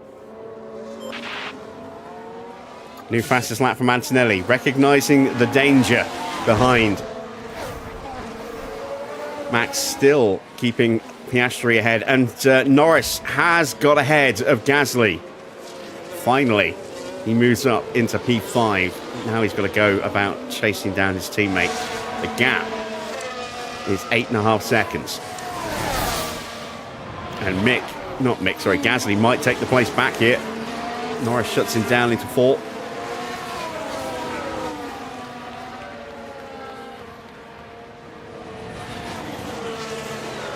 You always think in relation between fuel and battery in the game, is it like real F1? In what way? You'll need to expand on that a little bit. This focus is a long race. As Portoletto is the next one to get through. Here. There's the opening. No, I think the only way we're not going to finish last tonight with Isaac is retirements. And moves up a place into 19th.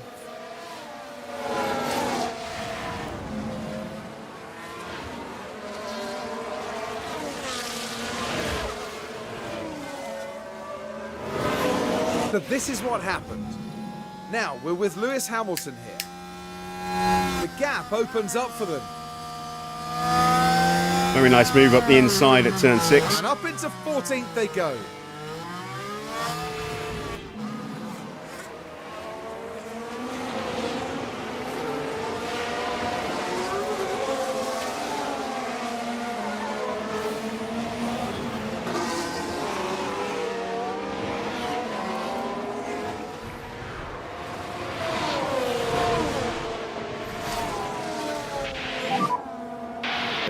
DRS.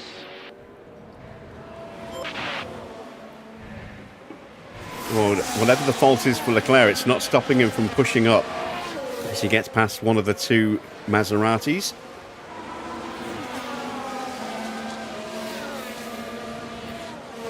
And Piastri is definitely suffering behind Verstappen here. I think he's got the pace to go after Antonelli, but he can't get past Max yet. When a driver uses energy, he saves fuel. I don't think the game tracks it in that respect. I don't think it's that complex a model. Go faster, mate. I think the fuel is only really affected by this setting here, by whether you're in high, medium or low. Battery is only affected by these settings here.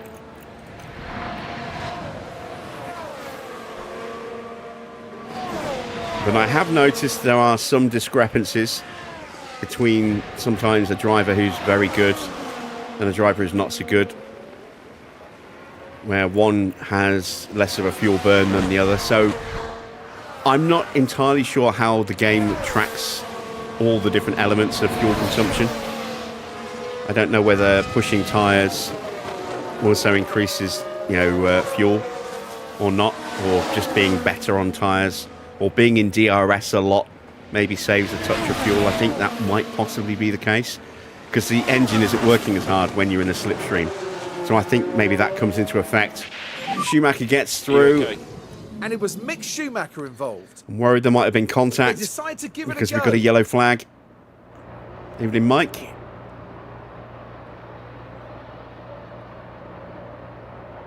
And Mick Schumacher says, Dankeschön, thank you very much. There was contact. Oh, are we out? Are we in the barrier? We've got a yellow flag here. Crash in straight. That might well be Isaac. I don't know. There was room for Mick and he didn't take it. Mick's in the barrier. Isaac's only just now getting onto the track. Where is Mick? Oh, he's already off and running again. So we've got some minor damage to the car as well as the underfloor potentially. Let's have a look. Nope, just the underfloor. That was lucky. Schumacher, let's have a look. Wing is intact. So is his rear wing, so he might have some minor chassis or suspension damage. Possibly might have minor underfloor damage.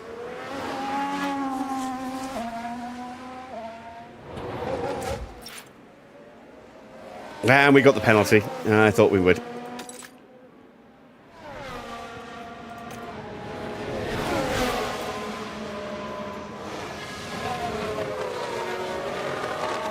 This is a race to forget. Well, for us, yes, but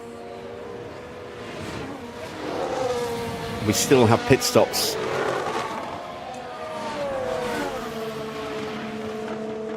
Now, potentially, our stop time might still count, minus the penalty for this first stop. I'm not sure. I'll check and see.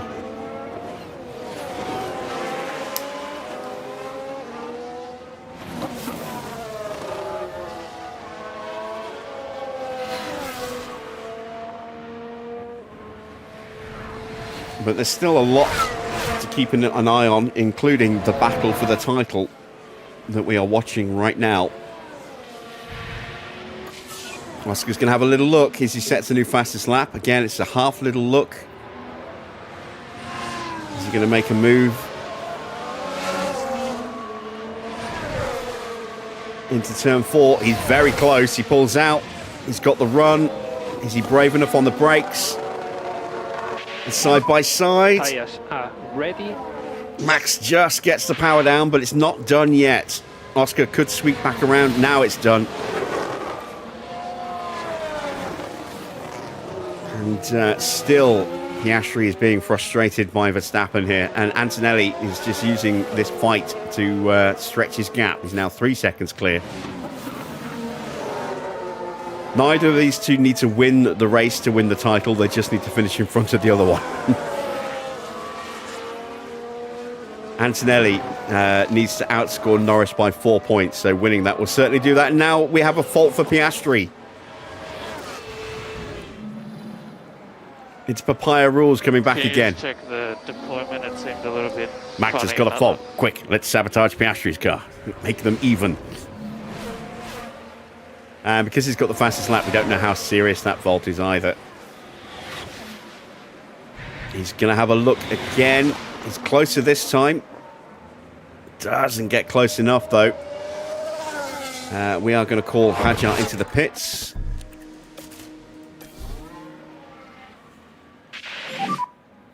And we're actually going to be beaten into the pits by Tsunoda and Leclerc.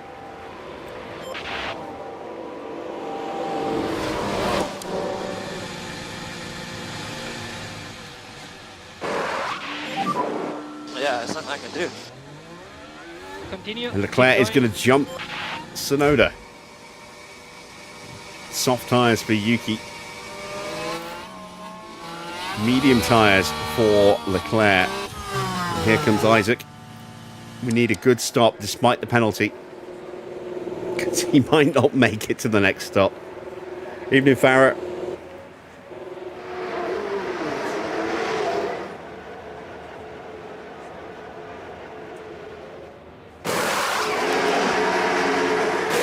It's a 2.1 second stop. Let's see if it actually counts it as a 2.1 second stop.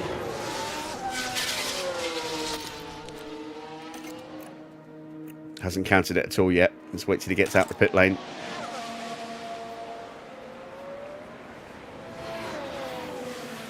Who is that in front of us? Oh, that's Antonelli. So we've been lapped. Okay, so next car, Tsunoda. All right, Pinto and Perez into the pits. Has it counted that now? It has, as a 2.1, so we are on the board.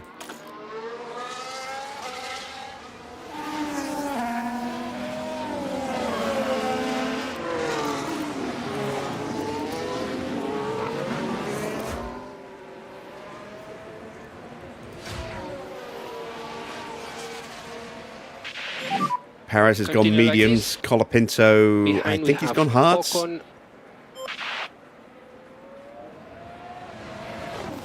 Yes, he has. Stroll has got through. We are starting to struggle with these softs now. But we're going to try and go a few more laps yet. Let's burn up some battery. And you can use all the boost bar. Yep.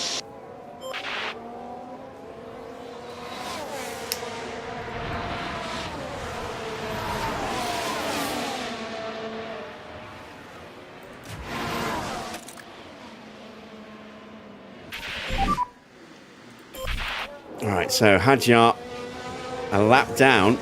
That's about 1.3, 1.4 kilos of fuel we don't have to worry about. I think it's 1.3 per lap here.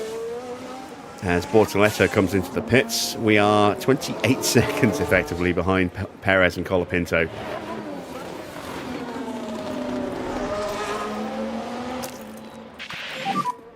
Mode push. Yeah. Bortoletto's gone on to a set of mediums. He's going to be out a long way ahead of us as well.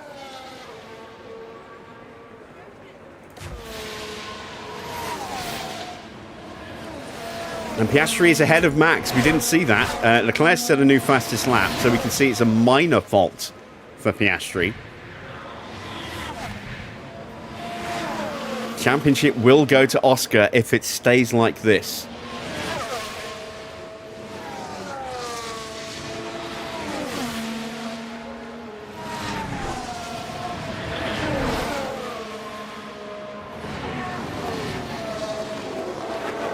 Oscar keeps ahead. Ocon's into the pits as there goes George Russell.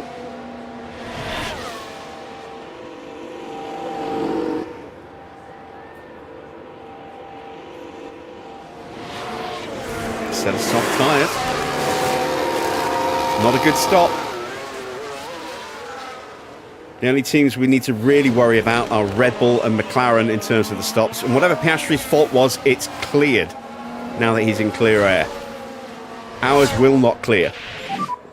Yeah, it's not like That's why we're running on avoid high curbs, Right, just let's to try and concentrate. stop it from degrading Russell worse. We need behind. Hamilton to finish in the top 18 because we need that money. We need some money from Hadjar as well, but somehow I don't think we are going to Charge get into the top on. 20 without some help. Tsunoda's made a mistake somewhere. And he's damaged his car.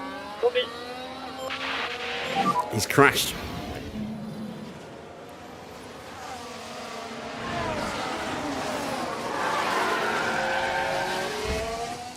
Sorry, mate. That's a damaged front wing.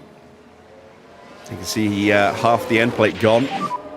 So there was a crash, and reminder about debris and marshals on the main straight. In comes Ollie Behrman. Charge button on, charge button on.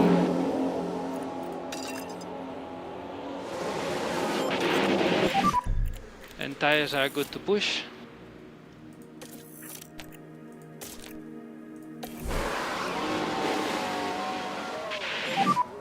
Pit confirm. Decent stop there for Behrman. Box is up.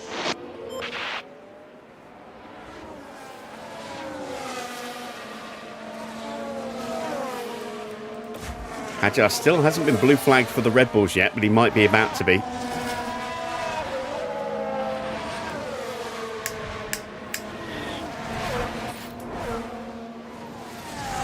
Piastri starting to pull away from Max. That might be down to the fault for Verstappen. It might be down to tyres or a combination of both. But it's looking good for Oscar right now.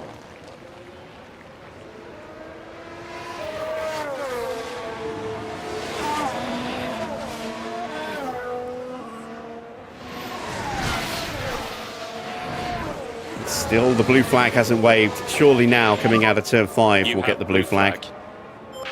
Yeah, there we do. Through turn 5. Now we're going to be slow, so we'll get blue flag for Verstappen, probably out of 6 or 7. That's 6. 7.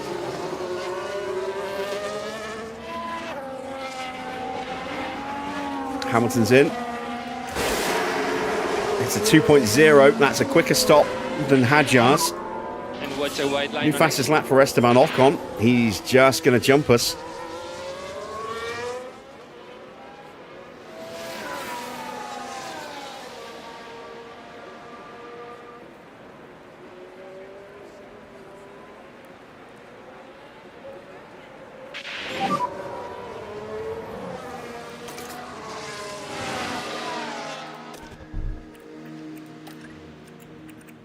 Gap to him 1.7.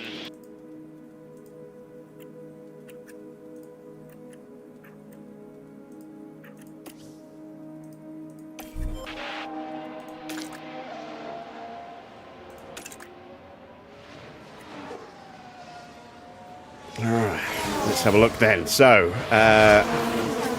yeah, Hadjar has been blue flagged. There he is. Getting some DRS off the back of Max, though. There is Sainz and Norris. Norris now pushing past Sainz, perhaps, into turn 4. No, Sainz stays ahead of him. Russell is in.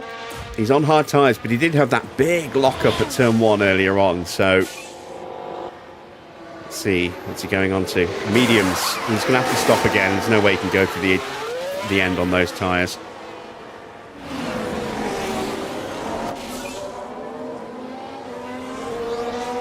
There goes Bortoletto. There's Hamilton just appearing through the fence. And Hamilton is past George. So back to P20 for Lewis.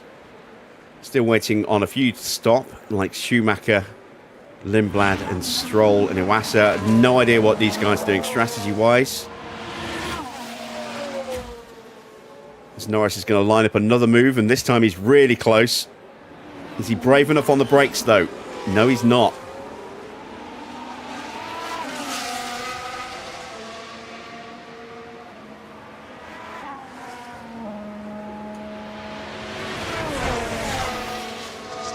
I've been paying zero attention. What was the score?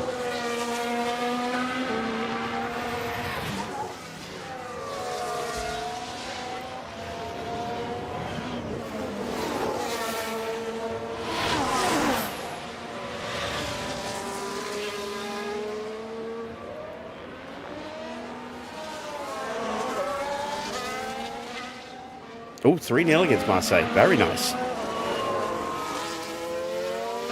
Did we get another goal out of Wirtz?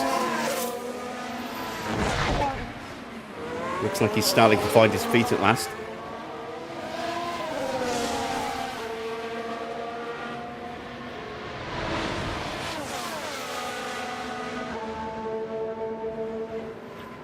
Max now 2.5 seconds behind Oscar.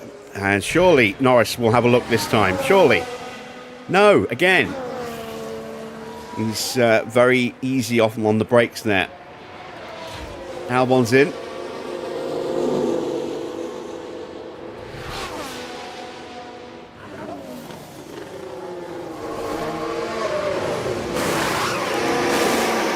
Hard tyres for Albon. He could go the distance on those.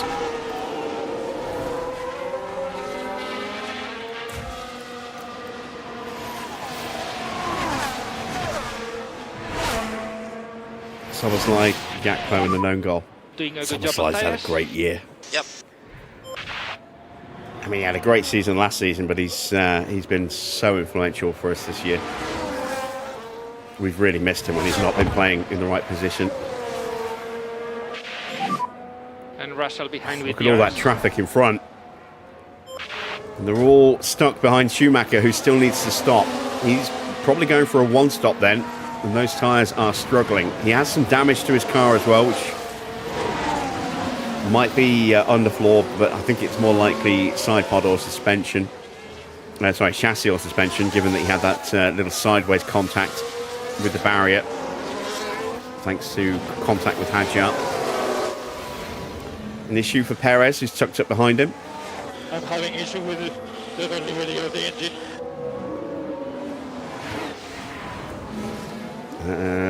Might be too much heat being pumped into that car.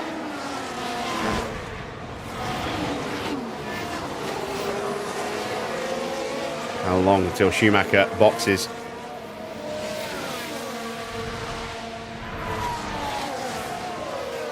Not long at all, he's in now. So Hamilton will go back through. There is Hamilton being attacked by George Russell. Russell gets through. Hard tyres for Schumacher. He is going to try and go the distance. And that was a good stop as well. Let's see how we're doing on pit stops. We're still waiting for some of the important ones. As Antonelli's in, actually. This is a critical stop. As Norris is still stuck behind Sainz. Hard tyres. Antonelli is going for the one stop. There goes Sainz and Norris. And Antonelli is going to come out behind Gasly with ahead of Lawson. As Iwasa dives into the pits.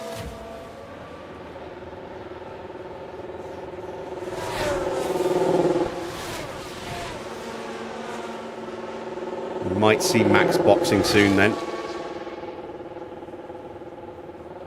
It's hard tyres for Iwasa, so he's going for the end. So let's check those stop times. McLaren have the quickest stop. That's not good. It's a really quick stop as well. That's the fastest stop of the year at 1.827. Shit. They are 3 points ahead of us in the standings. Hamilton is only just in the top 10 at the moment. The race is long. Now look, here we head into turn 2. It's certainly inviting.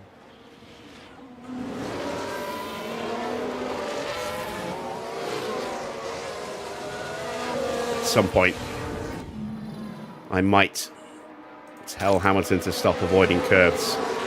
So I'm just wary of what's going to happen to the gearbox if we do that. Max is in. This should be for hard tyres. It is for hard tyres. It's a good stop. Red Bull are 4 points behind us. Or is it 3 points to them and 4 points to McLaren? I forget, but they're right behind us in the standings for the DHL competition. Sainz is in. That will free up Norris for a lap. Let's see how quick he can go, but there's probably going to be an undercut. Tsunoda's got a fault now. lost the gear. No gear. He has minor front wing damage. There's a little hole in the front wing on Tsunoda's car. Just there. Let's see if we can get a good shot of it.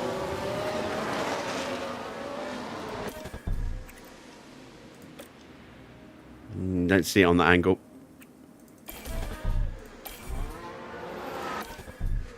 There. Now that might just be... no, it's not a clipping issue. He has got part of his end plate missing. So, yeah. Slight damage to the nose tip itself as well. All right, Stroll is in. There goes Hamilton. So Hamilton goes through.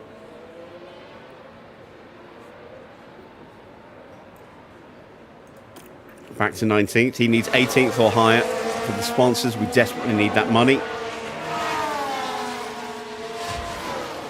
And it's getting feisty here, look. Let's get some battery in the car. Charge button on. Norris is in. Has he done enough to stay ahead of Sainz?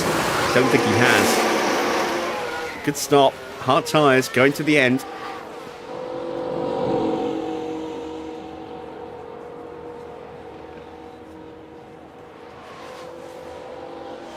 Here comes Leclerc. Sainz is a further couple of seconds back. He might get ahead of him. It's going to be really tight. There's Leclerc. Sainz is just about to come into shot. There's Sainz.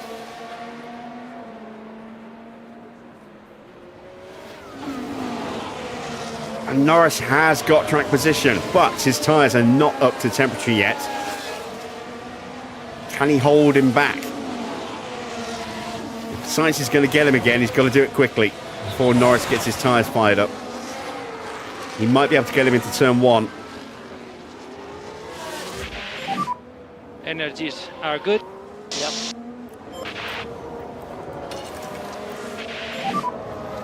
And we need to take care of these tires.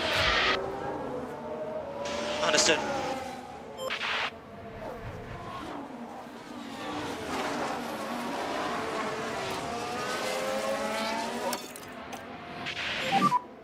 Okay, Kev, if there's anything left in the tank, let's go for it. Here we go.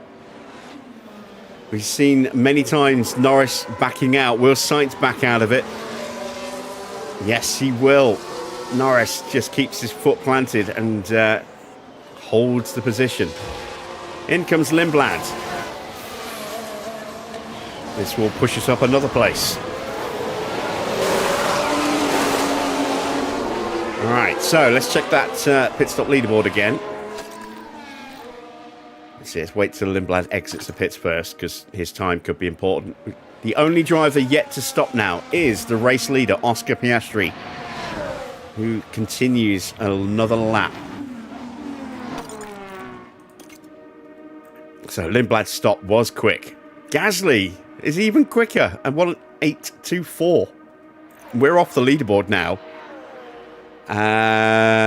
But Max isn't on the leaderboard either. So at the moment, we're going to finish third in the pit stop challenge behind McLaren.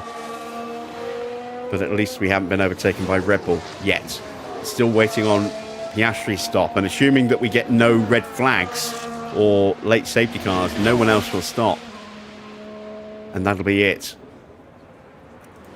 for Red Bull.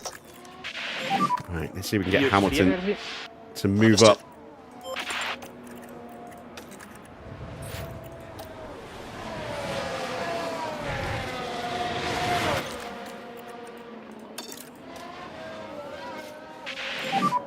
You can push.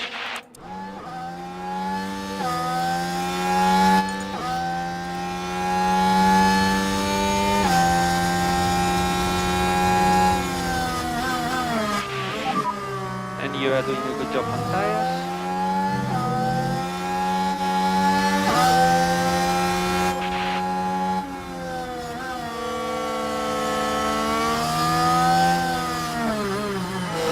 No way through, they're blocking the road.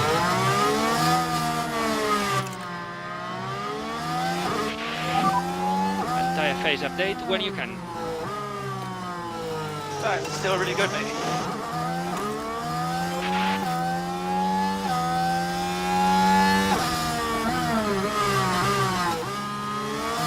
We're going to have to make a dive bomb lunge to get past someone.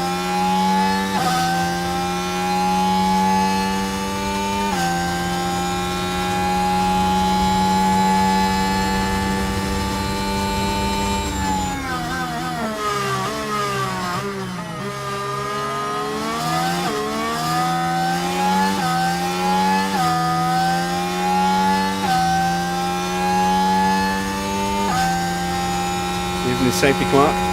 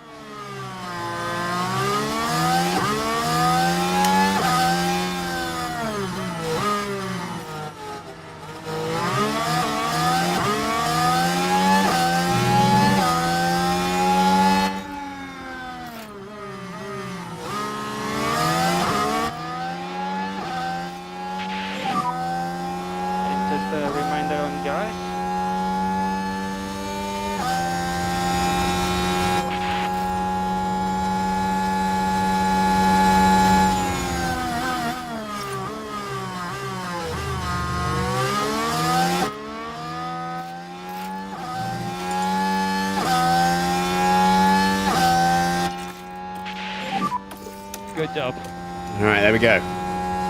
Another place gained. Had to work really hard for that one. Now this was at turn 3. It's there for the taking.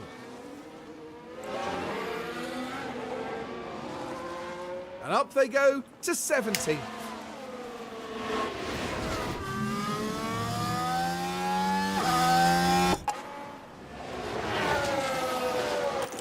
All right, now that we've got through, we're telling to protect the car again. Oscar's in. He's gone mediums. Antonelli's gone back through. Here comes Max. Max is going to get him. He's had that undercut for a few laps now.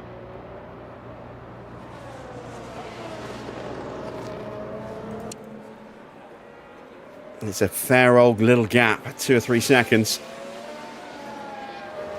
Here we go, 3 seconds to gap. But Piastri has a quicker compound, a grippier compound of tyres, and they are fresher. He will be going to the end on those. Okay, next car is Piastri. As it stands, Verstappen is champion. Continue, keep going. And Norris is still stuck behind Charles. No, he's ahead of Sainz, but he hasn't caught Leclerc yet. He's closing him down, but he's not going to beat Antonelli today unless Antonelli does something silly. As Hamilton looks to go around the outside of Russell and makes that work beautifully.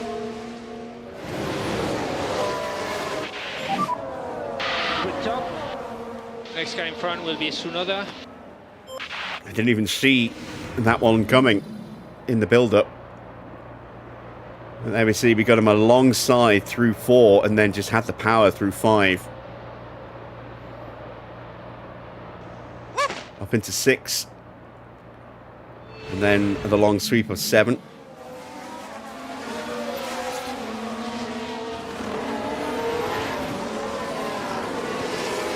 So we're no longer a lap down. We do need to start thinking about fuel saving now. And some lift off, if you can. Pull your tyres. Yep. Okay for mode push. Yep.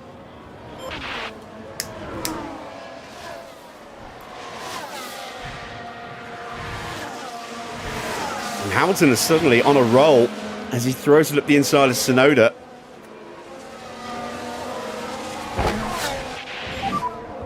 Car in front is Perez.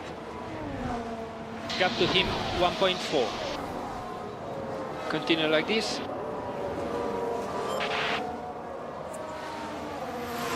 Hamilton has come alive here.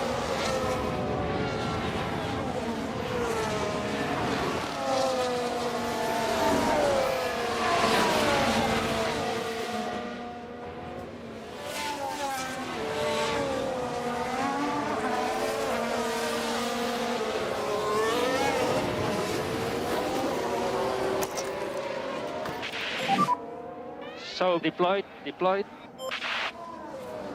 we go. We should have dropped Tsunoda now.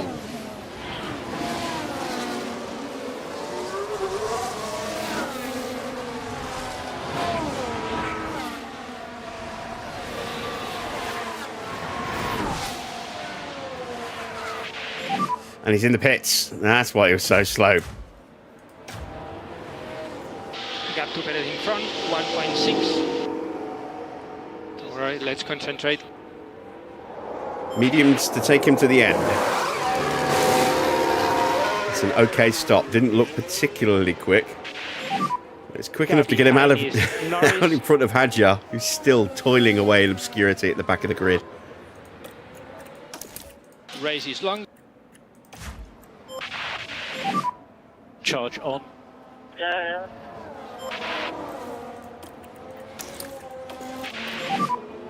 New fastest lap for Oscar as he goes hunting after his teammate. A 110.0. 2.5 tenths quicker than Max. The gap is under 3 seconds. Take it easy, safety clerk. Thanks for stopping in.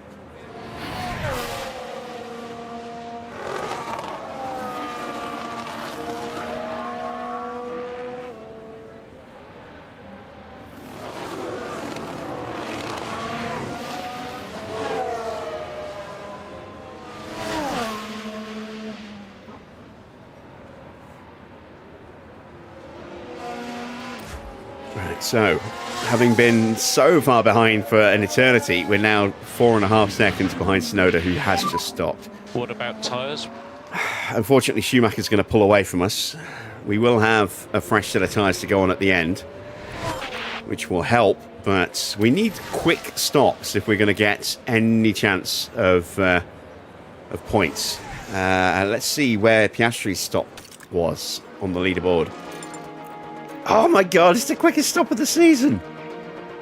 God damn it. The quickest stop of the year at the final race. Now both teams are going to jump us and we're going to drop to 4th. Right, we need both of our drivers to score big on the leaderboard here to overcome things. We have a yellow flag. Who is that? Bortoleto just running a little wide at the end of the lap. Driver here. Oh, we've seen a few go off the track there. It's lucky that wasn't Well, Isaac. If Isaac did that, he might break his come. underfloor completely.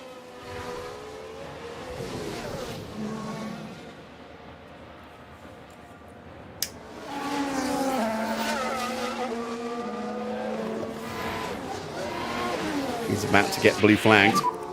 Blue flag. Charge on. Yeah. Mode push, please. Mode push. Okay. So now we're only just over a kilo overfueled, or underfueled, sorry. That certainly helps.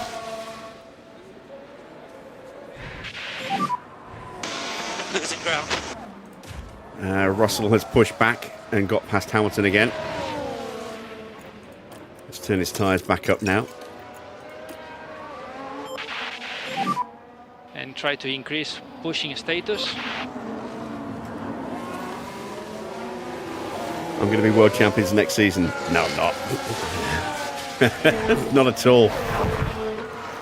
Maybe the season after that, if there's really big reg changes, we might be in with a shout, but next season we're not going to be world champions.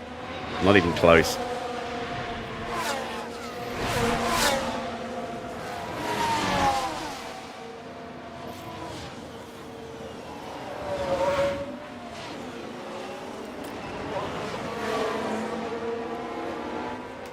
Ah, the fuel savings hurting us in the braking zones. And that progress we made is slipping away again.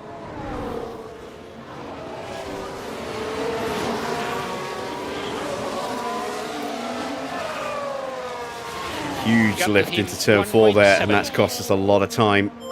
Stroll will be on us again soon. Right, how's Isaac doing? Here comes Verstappen. Piastri now just 1.4 seconds behind. And he took half a second out of him on that last lap as we move out of the way of Max. Oscar's not so lucky. Blue flag. There we go. He's out of the way. Charge on. Behrman in the pits. He is a potential replacement for Hamilton when Hamilton's contract expires next year.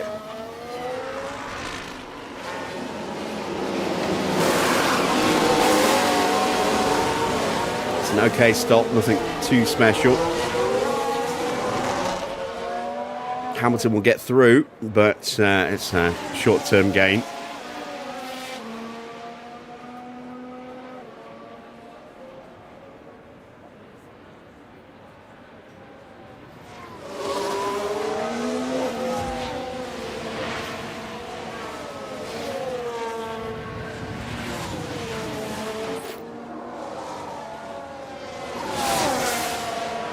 See how much time we've lost to Lindblad on this lap, defending from Stroll.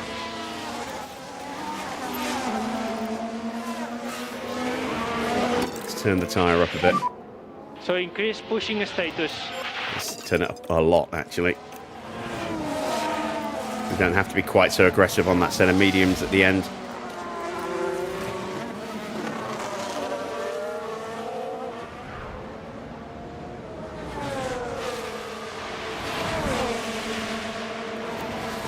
So the blue flags have certainly not helped Hadjar in his quest to try and close the gap up a bit. We're now 15 seconds behind Tsunoda.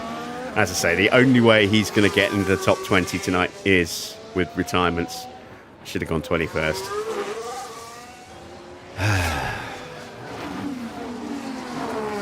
Okay, well, at least it means we can just spam pit stops until we get a good one.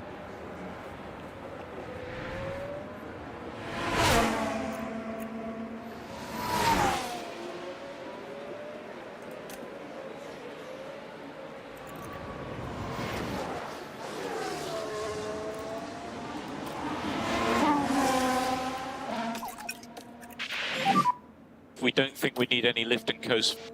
Okay. Hamilton not likely to get lapped. There is Kimi. There is Hamilton. Well, actually, maybe, because we still need to stop. But, having said that, we don't want to be lapped because we want to stay on the lead lap so we can actually use the new tyres. We don't want to be stuck at a pace slower than we could potentially be going. Tires are ready. Okay. And still, Stroll won't leave us alone.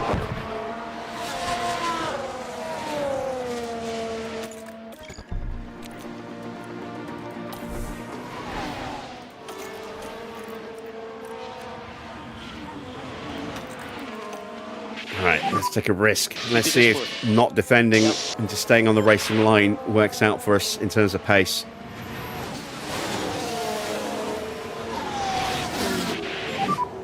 So you're doing a good job on tires. Charles Leclerc is in for his final stop.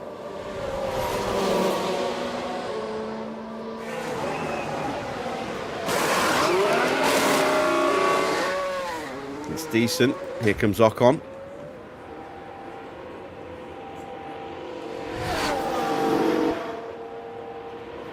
This will be mediums or hards for him. It's mediums.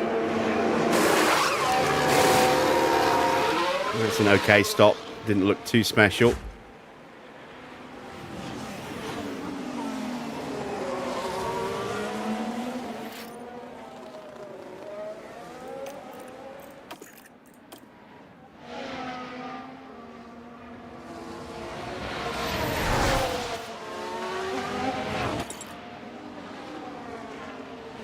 Oh, I thought Ben was going to sweep around the outside of us there, but he actually backed out of it.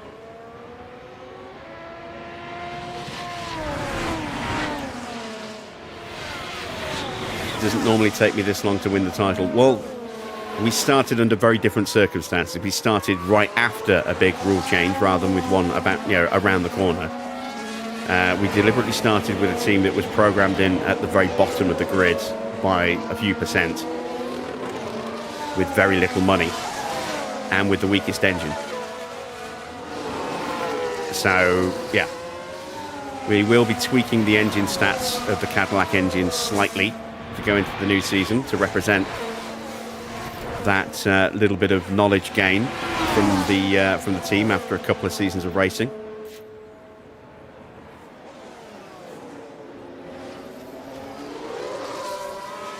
Fault for Perez. Oh, there's so much engine push. Not a happy engine there in the back of Perez's car. Hopefully it goes pop. Car behind is... And we're going to call Hamilton in this lap.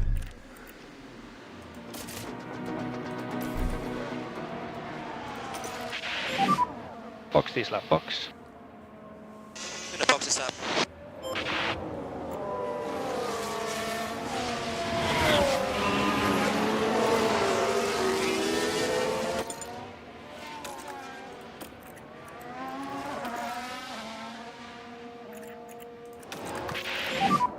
Behind we have Ocon. So we need a good stop. We need to call Hadjar in this lap as like well. this.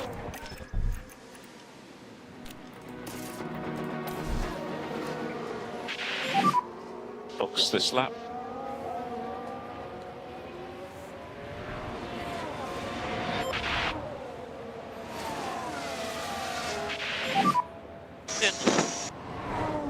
So there is Kimi. Are we going to come out on the lead lap or only going to be a lap down? We might be a lap down here, which wouldn't be ideal, but it would still be slightly quicker than some of the cars that we're going to be chasing down again.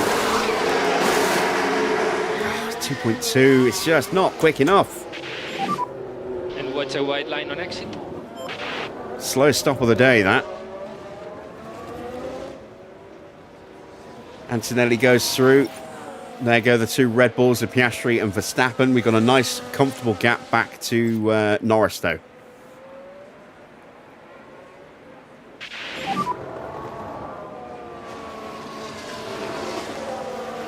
We have another Nigel. Or have you switched accounts?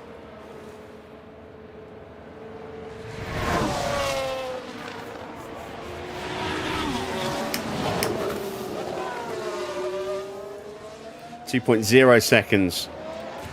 Not quick enough for Hadjar.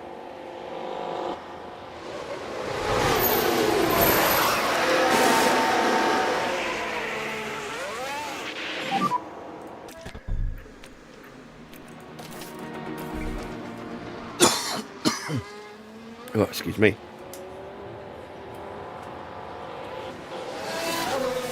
.24 laps to go.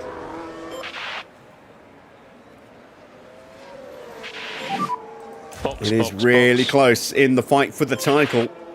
There's 3/10 in it.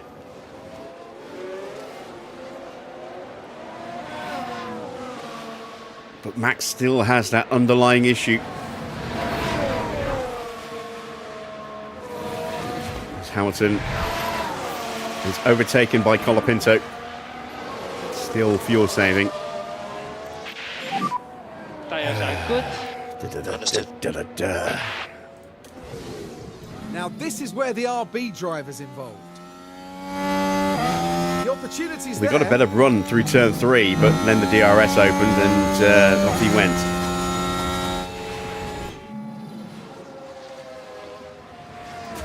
All right, Hadjar in for another stop. Can we get a 1.8?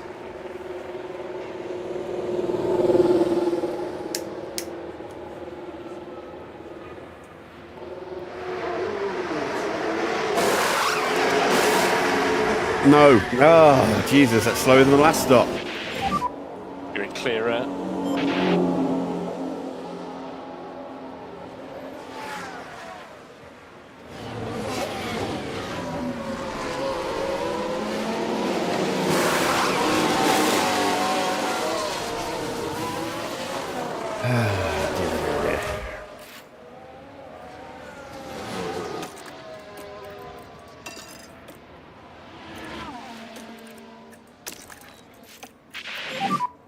Mode push. Mode push. Yeah.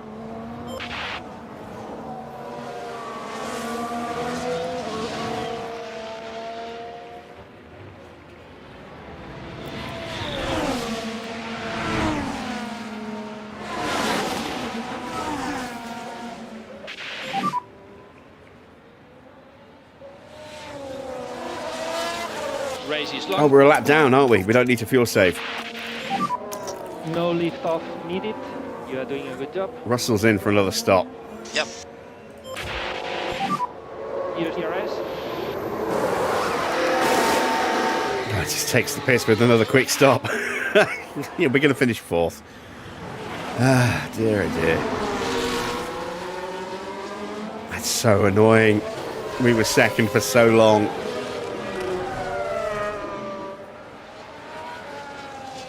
At one point, it looked like we might be able to challenge Mercedes for the top spot, and then they just went to another level of consistency, and we started struggling with our times again. Too many missed opportunities this season. But with Will Courtenay joining, hopefully that will push us that little bit extra, that one step further next season. All right, let's concentrate.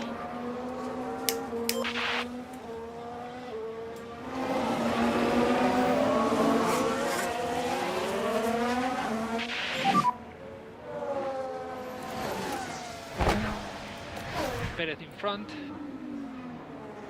Last time you logged in was when I did the Robocop stuff. Oh, that's a while ago. It's a long while ago. And just a reminder on your eyes.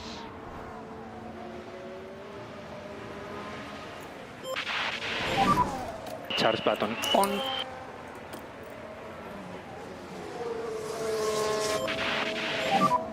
Charge on. Yeah.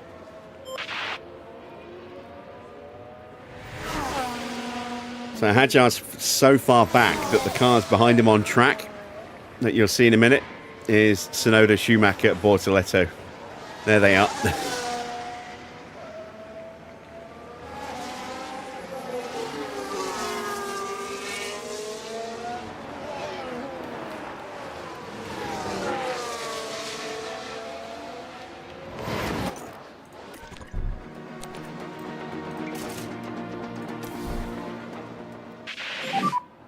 Boxing this lap.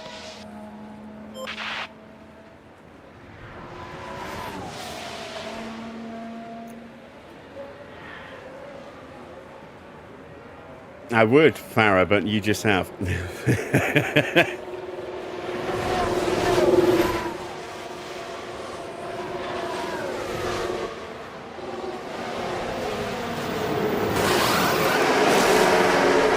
Oh my God! Ah! Oh God, this is ridiculous. So now Hamilton has lapped Hadjar. Now down to the pits. There's been a hold-up. We've got one last set of tyres to throw on, and then we'll just leave them be. Because I don't think it's going to happen. We will keep him out there, because you never know. There may yet be a retirement that will pull him up the order for the sponsors, but...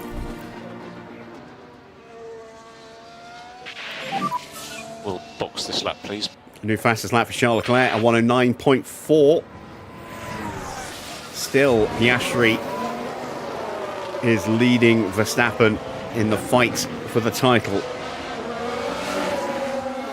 But a single overtake will flip it on its head.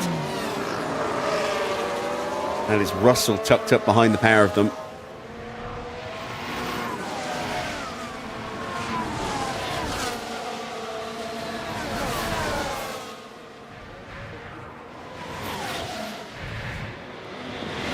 Here comes Max having a little look. Russell's going to try and unlap himself. And gets blue flagged back into place. Know your place, George.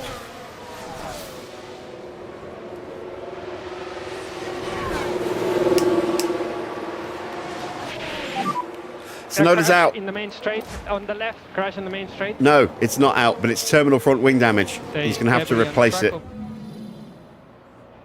And depending on what else has happened to that car, it might still yet be a retirement. It's a big hit on Tsunoda as well.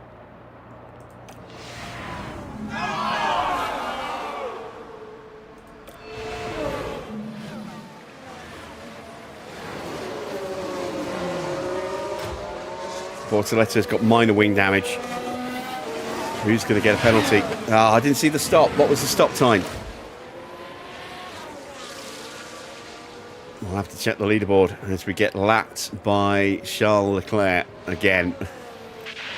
Let's have a look. 19 laps to go. Was it good? Was it good? Was it good? Was it good? No. Well, it wasn't bad. 1.896, but we're still not scoring more points than Red Bull or McLaren. Now, if we can get Hamilton up there, we might yet have a chance, but Hamilton is still trying to get into the top 18 for the sponsors. And charge button on.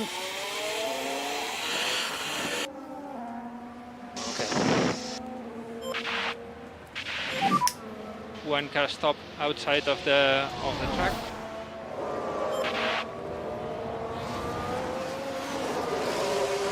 And Tsunoda is out, and Hamilton gets through on Perez. So, Hadjar now needs just one more retirement. Hopefully it will be Perez. Bortoletto has got a penalty. But there's no way Hadjar's going to be able to capitalise on that 5 seconds. Hamilton might.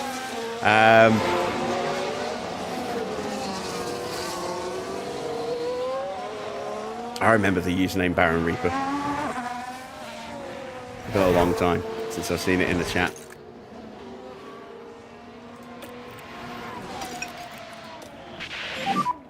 We need to do the full management on this set. Yep.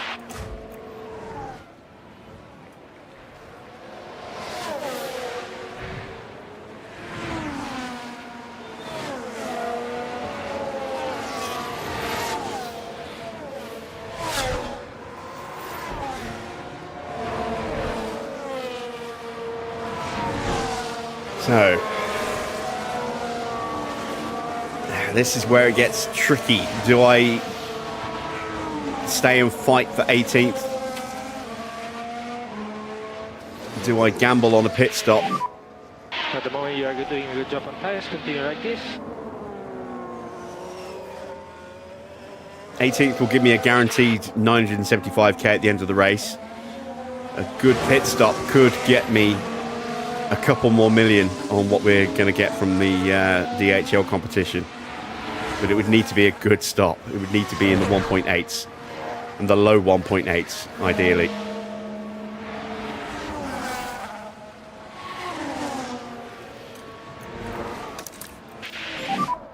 What I need now is a safety car.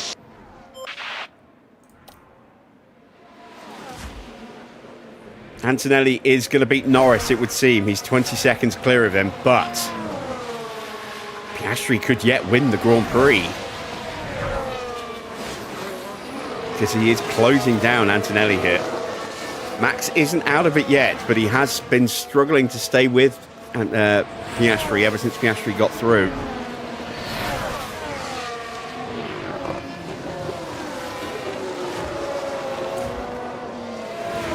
Schumacher's tyres are dying.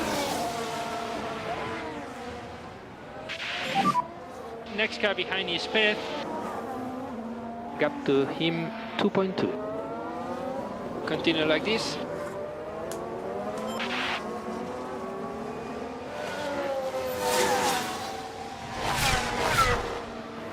Hamilton's closing in.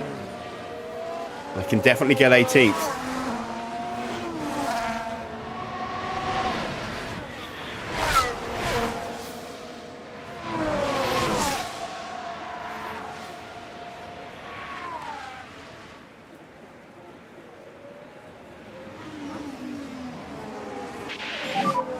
Next car in front is Schumacher. Gap to him 1.8. We've got plenty of tyre left.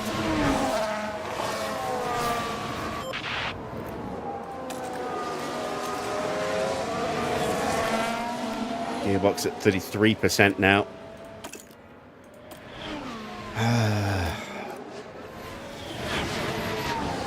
No, Lewis's stats are holding still because we've got that modifier where all drivers regress at a slower rate.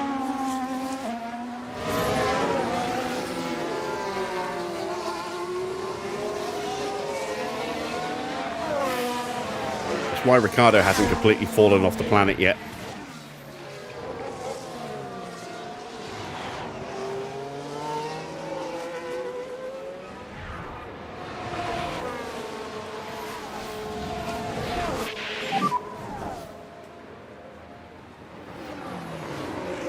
But I think age will catch up to Hamilton in terms of career next season. I think he will probably retire next season.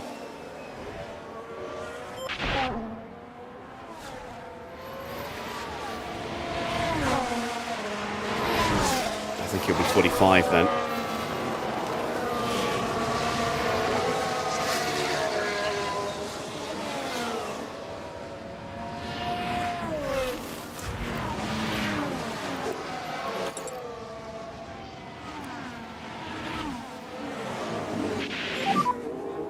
Phase update when you can. The tires are still alive. And more energy available. Understood.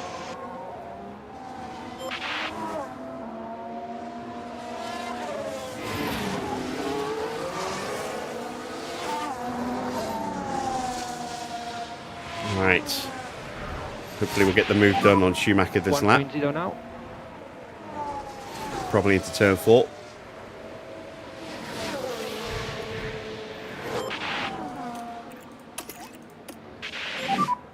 No lift off needed. You are doing a good job.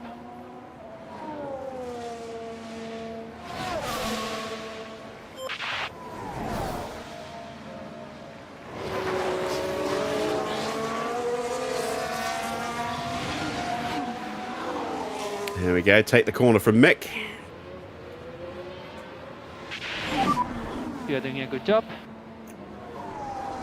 So that's target position of P18.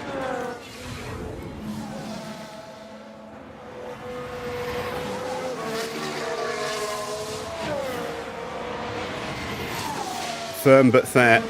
Pushed him off the track, but we had the corner.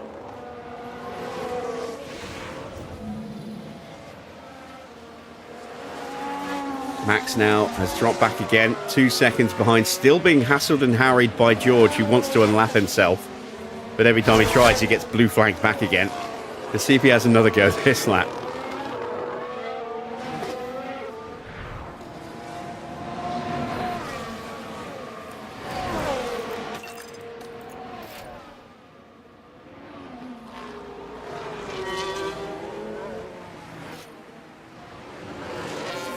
Has a little think about it, but he's stuck. There's Colapinto, and Hamilton just a little bit further back. Yeah, George has now accepted he's not going to be allowed to get through. It's now 2.6 seconds to Piastri. Piastri's dropped back a touch from Antonelli. Charge on. 10 laps to go.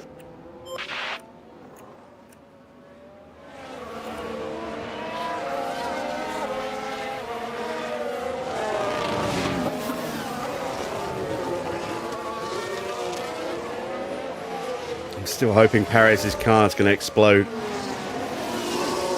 but I don't think it's going to, unfortunately.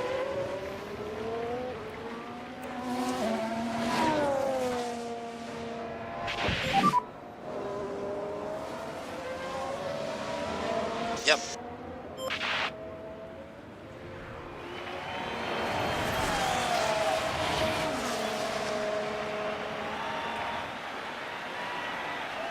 I don't think I'm going to have the pace, even on a brand new set of tyres, to actually hunt these guys back down again. So it's a gamble. I throw away 18th place in the quest for a good stop that might not come.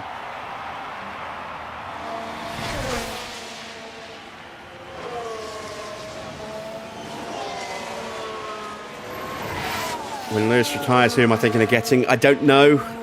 Possibly Behrman. He goes out of contract at the same time. Lindblad was supposed to go out of contract, but someone bought him out. So he's moving next season. Forget who to. I think maybe McLaren. Well, his engine rather than his whole car. Got to him. I'm not here wishing death to Perez. Race is long. Screw it. Let's gamble. Let's go for it.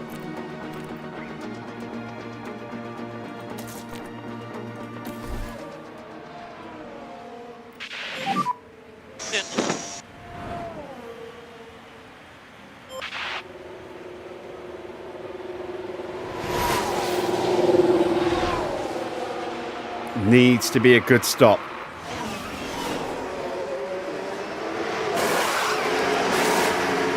Ah, damn it! Track clear. It wasn't a good stop. Now we're going to get stuck behind Sainz. Well, we are in for a penny, in for a pound. We're going to have to go all in now, because I don't think we're going to be able to get back in front.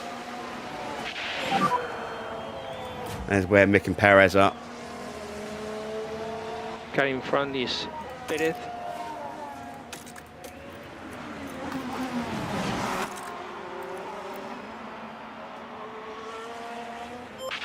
How many laps down am I? 1 or 2? 1. There is Antonelli. Oh, it's a big gap opened up. Look, Verstappen's now 5.5 seconds behind Piastri. Looks like Oscar is going to win the championship.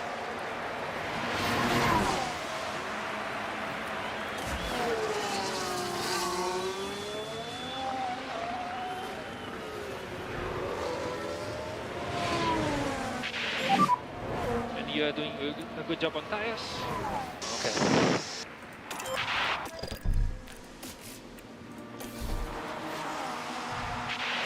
Okay. Box. We've gambled. It's not paid off. Now we have to just throw everything at a good stop for Hamilton.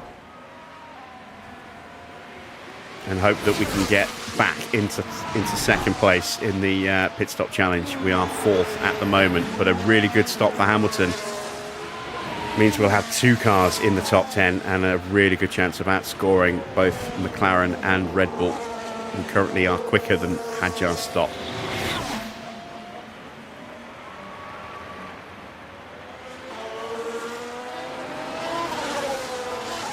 And the laps are ticking down. We've got a few times that we can attempt this. I'm going to give Hadjar another go as well. You never know. We're in for a penny, in for a pound. We've got to try it.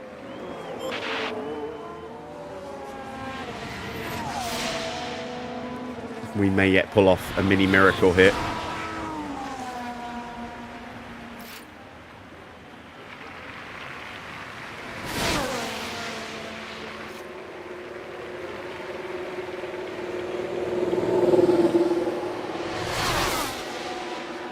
Hell, I could even retire Hamilton to guarantee Hadjar finishing in 20th, which I might yet do. 2.5, or 2.05, sorry. See what Hadjar can do. Leclerc has just had a fault return. Didn't get a chance to see if it was critical. 2.2, it's not good. It's not good. How bad is that fault for Leclerc? Is it race breaking? I can only hope. Perez in front.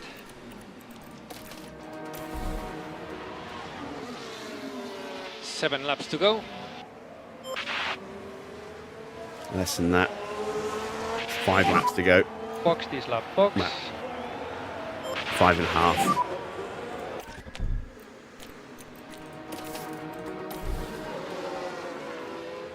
Yeah, if no one retires, 8 I laps will to go retire to Hamilton, but I've got to do it with like 2 laps to go. Confirming box in this lap. And we need to look after the rear tires.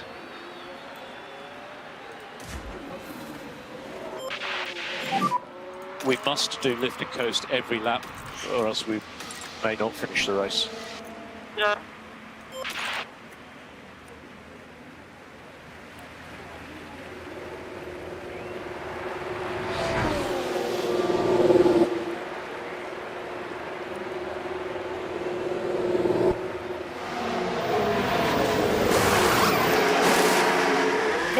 there we go. It's a really good stop. That's what we needed. Now, can we get an even quicker stop for Hadjar?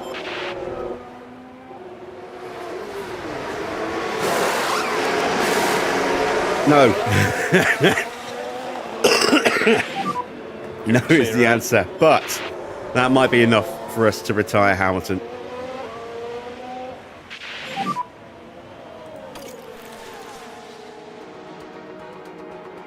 Laps to go.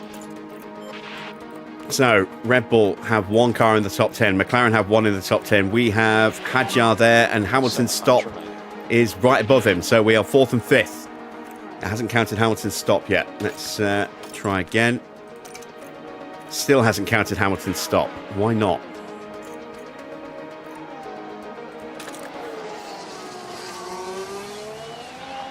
Come on, hurry up. Hurry up and count it. I'm running out of laps here.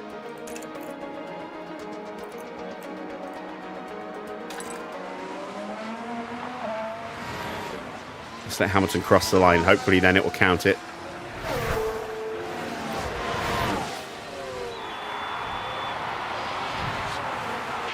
Oh my God, that's Antonelli and Piastri right behind us. Are we going to potentially get in the way of the race win here? Well, we do owe Antonelli, something, seeing as he ran into the back of us and got hit quite badly.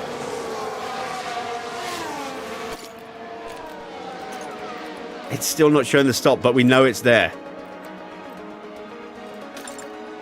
All right, we get out of the way. We haven't helped either driver. In fact, we might have possibly hindered Piastri. We are going to retire Lewis.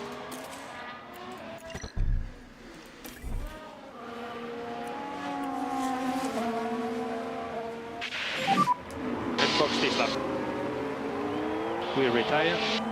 We've done the best we can.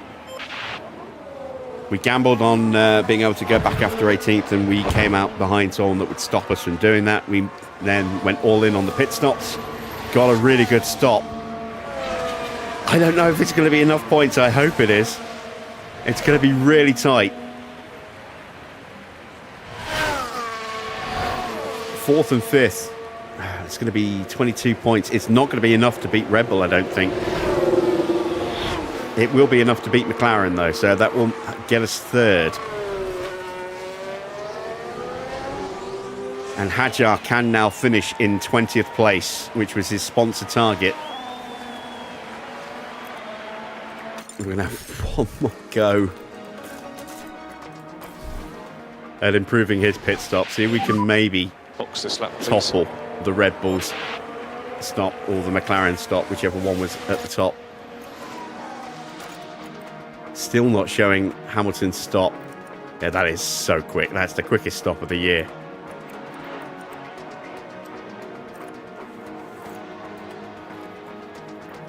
So we're on for 22 points. Red Bull are on for 25.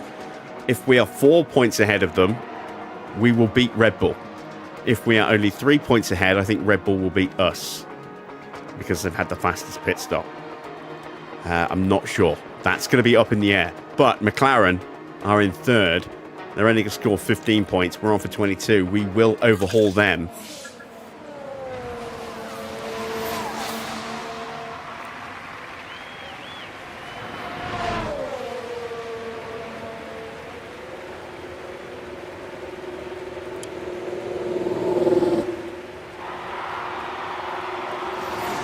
Our last opportunity.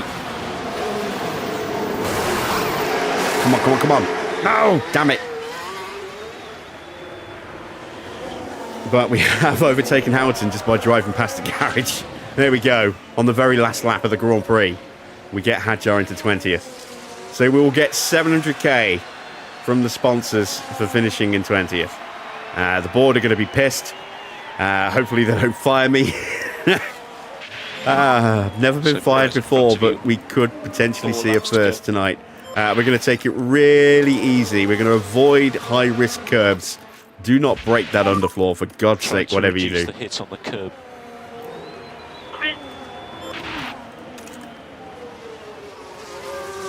And while this is going on, we will turn our attention to the front. Oscar is the 2028 world champion.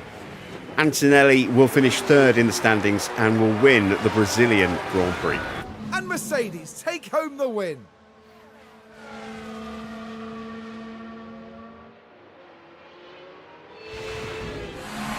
All credit to the team for the car they put together, but without that incredible and consistent driving, it'd all be for nothing.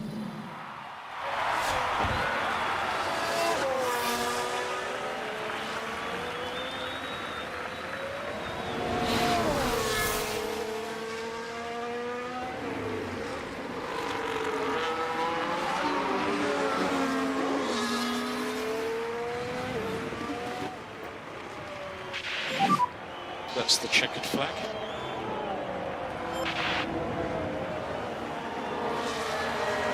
We have a yellow flag out there. I'm not sure who for. Someone stopped. Oh, it's Leclerc. He's run out of fuel after crossing the line.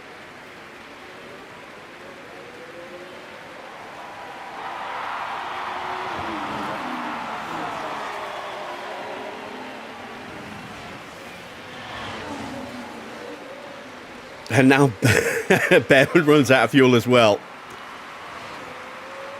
Is that a running out of fuel, or is that parking up because the line is blocked into turn one? It's irrelevant. Race is over. Unfortunately, that ended up being a disastrous day for Lewis. That'll be quite a blow having to cut their race short, but they'll be doing everything they can to come back stronger. That's a top 3 finish for the Mercedes driver after a real nail-biter of a race. He had to work hard for that one. That's their second win of the season. A brilliant talent who looks so at home on the track. And that means, here in Sao Paulo, it's party time.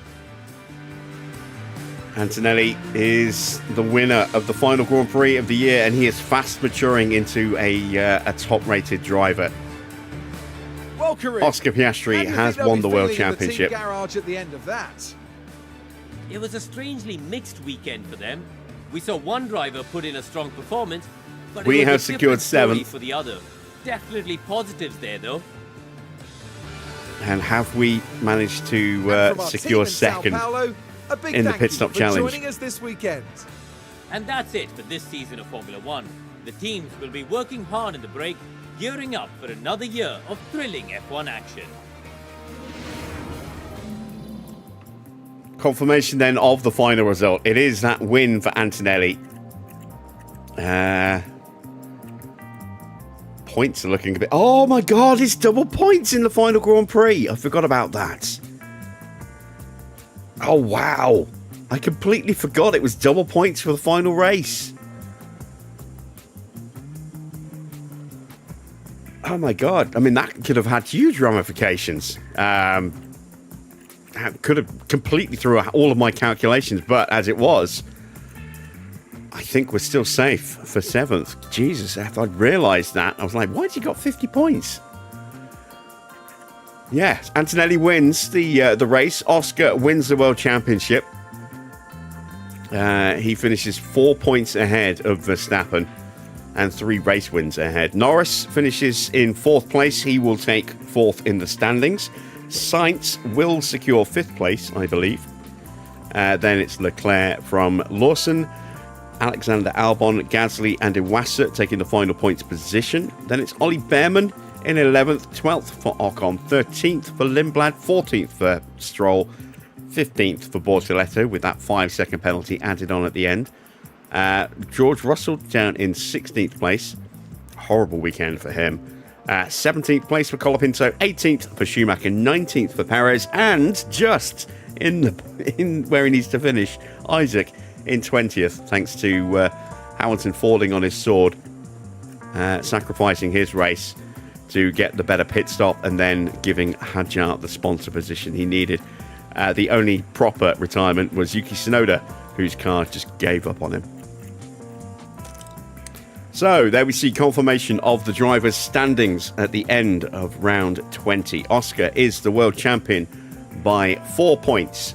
7 wins this year. Antonelli secures 3rd place with his 2nd win of the season, ahead of Lando Norris. Carlos Sainz finishes in the end 20 points clear of Yuki Tsunoda, who retired. So that's a comfortable 5th place in the end for Sainz. No points for George either. He stays in 7th. Ocon 8th. Leclerc moves above Alex Albon thanks to double points and takes 9th in the standings. Albon drops to 10th, but it's still 10th place for Williams. Very good for them. Hamilton hangs on to 11th with Lawson in 12th. Lindblad takes 13th. Decent season for him. Gasly 14th. Might not be on the grid next year. I'm not sure if he's signed anywhere yet. Perez 15th. Then Bortoletto 16th. 3 drivers tied on 41 points at the end. Then it is Ollie Behrman in 17th. 18th for Colapinto. Hadjar finishes the season 19th overall with 25 points. Iwasa gets to 23 but can't get on terms, so he stays in 20th. Then it's Schumacher 21st, and Lance Stroll finishes bottom with just 7 points. Let's take a look at the constructors. Red Bull, comfortable winners, 702 points. They scored 62 this weekend as a result. 74 points for Mercedes. They had already secured 2nd place. Ferrari have jumped Aston Martin. Those double points, giving them a 10-point win over Aston at the end of the year. Ferrari getting 3rd in the constructor standings at the last gasp there. McLaren have to settle for 5th place. Williams takes 6th. We get 7th, which was our target. 8th for Haas. 9th for Nissan, who finished on 56 points in their first season, having replaced Alpine. Audi finish in 10th with 51 points. Maserati, despite getting a couple of points in the final race, end up bottom, but with 49 points. Right, drum roll please. It's the pit stops. Did we do it? Let's see. It is 25 points for Red Bull, 18 points for Nissan, 15 for McLaren, 22 points for us, 8 points for Audi, 6 for Haas, 4 for Mercedes, 2 for Ferrari, 1 for Williams. Let's have a look. Yes! We did it! Oh, I'm so pleased. I'm so pleased. The gamble paid off. We did just manage to get ahead of Red Bull. And I'm not quite sure how we stayed ahead of them. Because in all metrics, they had the quickest individual stop and they had more of the fastest total pit stops this season than we did. But we have 2nd place. So that is extra money. I'm so pleased about that. McLaren dropped down to 4th in the end. We beat them out by 3 points. Nissan move above Maserati to take 5th. Maserati down to 6th, 8 points behind. Then it was Ferrari 7th, Aston 8th, 9th for Williams, 10th for Audi, and Haas down in 11th place. There you see a summary of all of our stops. We made a lot of them in a hunt to find the stops we needed. And it only just paid off, but it paid off. So very, very pleased with that. No money for Hamilton, but because we retired him to give 20th place to Isaac, he did get his 730 grand from the sponsors. Thank you, thank you, thank you. Am I on tomorrow? Yes, I will be on tomorrow. We will be doing a behind-the-scenes prep in advance of season 4 next week. Welcome, PR. Yes, lock you and start moving towards the end of the year. Let's see if we can actually survive, because we are on thin ice with the board.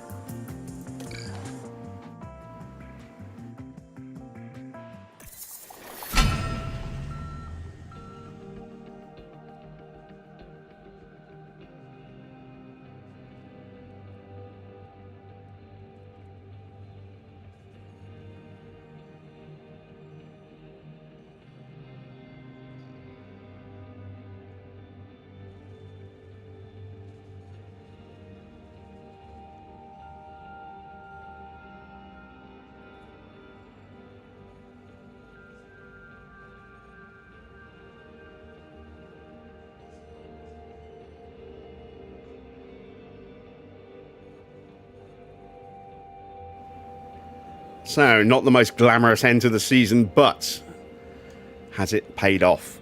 That all depends on whether or not we still have a job. The helipad refurb is done. DHL competition. We got 10.5 million. Woo! Happy days. It's 12 million for winning it. So to get 10.5 for second, I'm very, very pleased with that. Board's confidence has gone up to high. Wow. Fantastic. Let's check in with the board. They are satisfied with overall race performance, despite an abysmal Sao Paulo Grand Prix. We secured 7th in the standings, which has helped, and with that huge injection of cash from DHL, that has put them into high confidence. So that'll be an extra 1.5 million. That's the closest I've ever come to being fired. And what a quick turnaround that was from low straight to high confidence. That was lovely. So, let's go into the inbox, shall we? 2028 Championship results. The season is at a close and our champions have been crowned. Oscar Piastri victorious. Starting with the World Drivers' Championship, we saw Antonelli come in third, Verstappen take second, but the Formula 1 2028 World Drivers' Champion is Oscar Piastri with 353 points. It's been a truly incredible season, and yeah, said Oscar Piastri. Once you hear the yeah, you can't unhear it. Ending this with this many points after some amazing races, yeah, it's emotional. I'm just so proud of myself. Yeah, I'm proud of the team. And yeah, I think it really beat the odds this year and it feels amazing. That's my non-Aussie accent impression of Piastri there. Red Bull wins the Constructors' title. Ferrari took third, Mercedes second, but with 702 points and a very comfortable win. Red Bull have been back on form this year and they have smashed it in the Constructors' title. Don't care what Christian Horner has to say because I don't like Christian Horner. So, yeah, look at that. They finished 199 points clear of Mercedes at the end there. Mercedes themselves finished 202 points ahead of Ferrari. It was never in doubt who was going to win the World Championship in terms of the Constructors this season. And it was never in doubt that Mercedes were going to get second. But huge spread of points across the top three there. 401 points between Ferrari and Red Bull. That's an awful lot. Ferrari really need to step up their game for next season because they only just clinched third at the end with thanks to double points in the final race, which I'd completely forgotten all about. Now we see Oscar just 4 points clear of Verstappen, but he takes the title. We will have a brand new world champion to add to the roster. Let's finish off the rest of the emails. There we go. We've got a refurb coming in 9 days' time. Car park development is now locked. Not that we're going to be developing the car any further.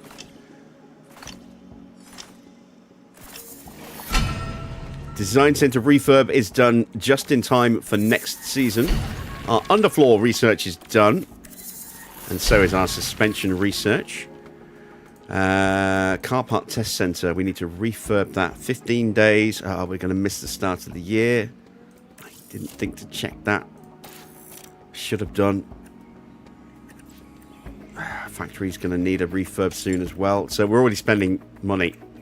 We haven't even made it to the end of the year yet. Not going to bother with the weather centre. Everything here is okay. Into the inbox. December staff survey results. Yeah. Biggest issue, car versus teammates car. No surprise there. That will get reset next season, so no issues there. Everyone's still pissed at me about the performance of the car. No surprise there. Komatsu.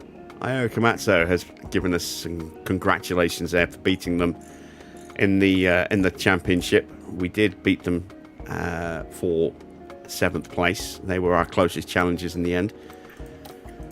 Design Centre refurb comes just in time for the start of the new season. Evening, Stan.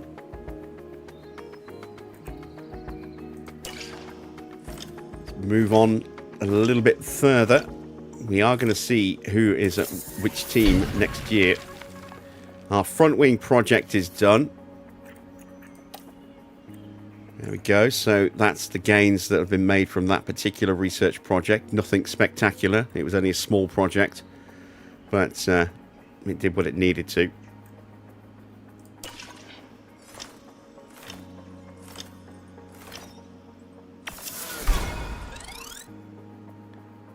So we achieved our season target. We get 4.925 mil from our sponsors. And we'll check to make sure we do get that cash. We also get 2.5 mil from a hot lap experience. Loma, our title sponsor, were satisfied. Our team marketability has gone up to 874. That will really help with sponsor options for next season. Very, very good. Our rear wing research project is done. We are going to click none on this because if we make any adjustment, it will suddenly whack the grid back up to 24 races for next season, which we don't want. We're sticking with the 20 race, 10 sprint format, but we will change the calendar. We'll do that tomorrow in our behind the scenes live stream, and I will give you guys input on the races and potentially the weather as well. So we'll leave this as is, and then we'll make manual changes to the calendar tomorrow. There we see Hamilton's final position in the championship was 11th with 76 points, 25 points and 19th place for Hadjar, 7th and 101 points for the team. Has our team rating gone up? It's just over just over 2 stars, 2 and a tiny little bit. There's a tiny little blue corner there.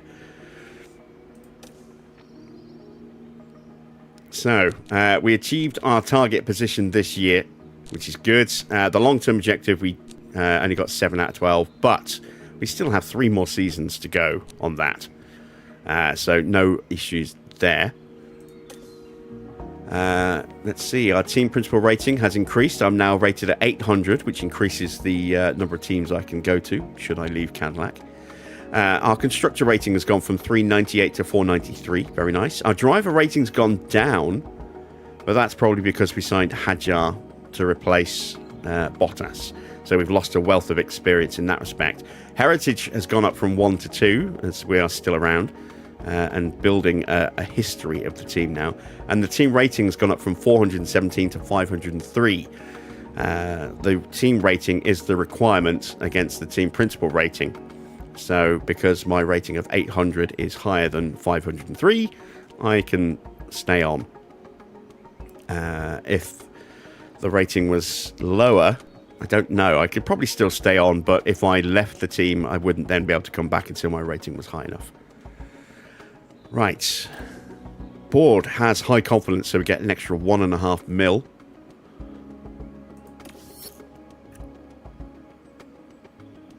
And it hasn't given me the money look. We've gained the 1.5 mil from the board. And that's about it. So we've been robbed of all of our sponsor money. It wasn't just the 4.925, but we didn't even get the money from the was it a Winton, Ohio, or the Hot Lap experience? Let me go back on the stream, find out those totals.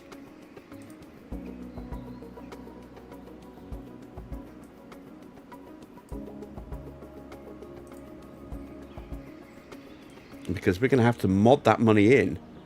Otherwise, we are going to be robbed of that for next season.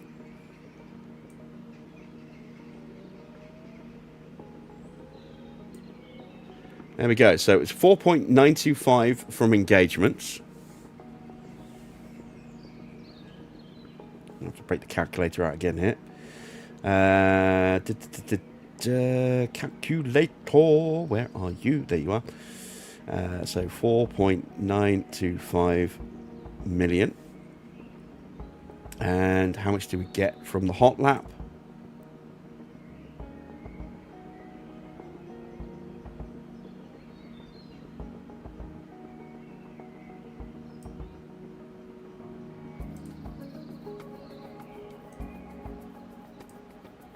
clicked off. I've got to find it again. There we go.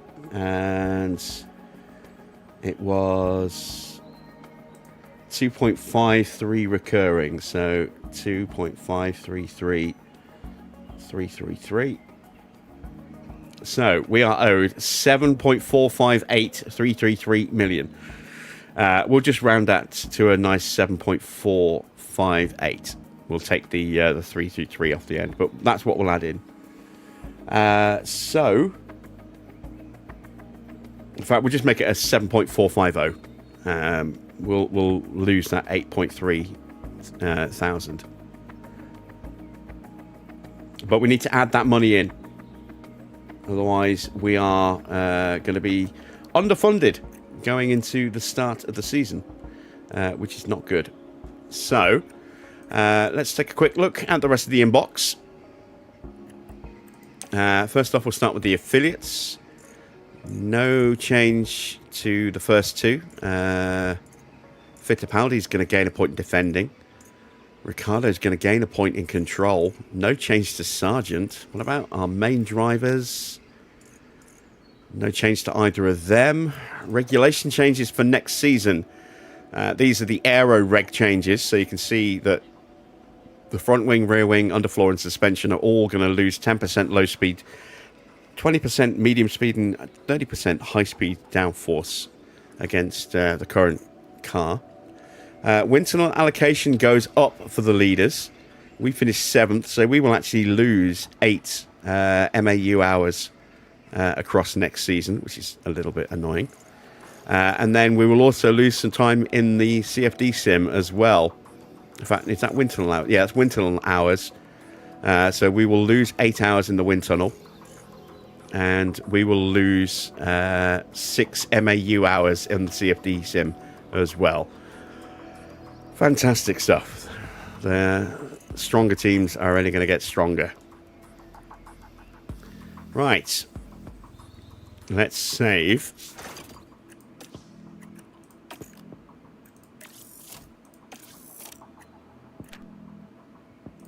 Let's load.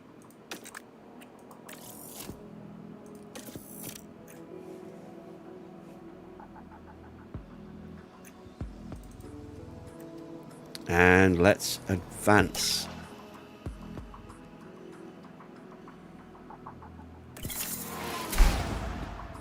New target 5th. Ooh. Right, so we're going to switch team. We're going to actually not switch team, but this is so we can see the driver lineups for next season. What's going to happen with Verstappen? Lindblad, we're showing Nissan for some reason. Nissan have signed Lindblad. And who else have they signed? Schumacher is still there. So that is an interesting lineup for next season for Nissan. Arvid Lindblad and Mick Schumacher. So who's replaced Lindblad at Audi? Perez has gone to Audi. So he's left Haas. They've already lost Behrman as well, so it's all changed for Haas next season. Stroll is still there. All right, what about Maserati? They still have Colapinto. Who have they got to replace Iwasa?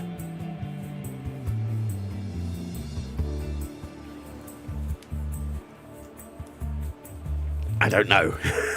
We'll have to have a look. Pato O'Ward. Wow. Pato O'Ward is on the grid. Of course, this actually may change. Actually, no, it won't, because we'll actually click through onto the start of the day. But that's unusual. It may actually change, because we have seen it sometimes change the drivers once the season actually gets going. I've seen that once before. So, it's all changed at TGR Haas. Behrman's gone to Ferrari. That much we do know. Perez has left to join Audi. So, who is their driver lineup? Let's have a look. Gasly has moved over to Haas.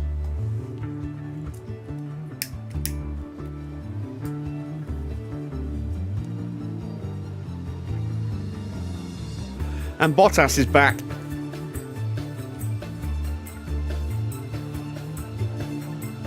Valtteri Bottas returns to the grid with TGR Haas. No change to our lineup. We still have Hamilton and we still have Hadjar.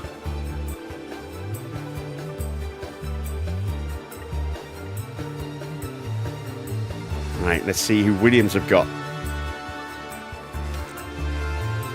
They still have Liam Lawson.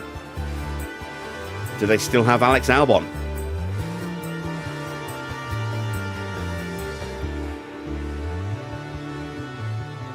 Yes, they do. So an unchanged lineup for Williams. Right, we'll skip McLaren for a second. Let's go to Aston Martin. They still have Yuki Tsunoda.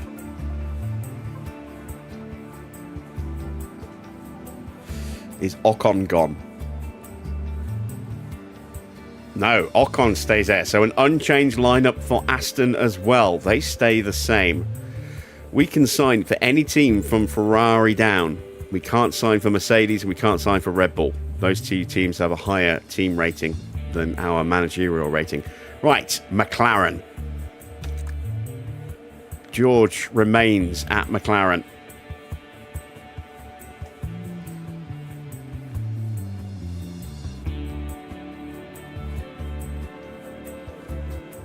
And so does Gabriel Bortoleto. So no change to McLaren's lineup. Right. Ferrari. We'll come to them next. Let's do McLaren first. Sorry, Mercedes first. Kimi Antonelli remains. Their team rating 871. Ours is only 800, so we can't sign for them, even if we wanted to, which we don't. Who do they have? They still have Lando Norris. So an unchanged lineup for Mercedes. So we know that Charles Leclerc is leaving Ferrari, and we know that Max was out of contract at Red Bull. It's not a guarantee that they've simply switched place. Who do you want to see first, Red Bull or Ferrari?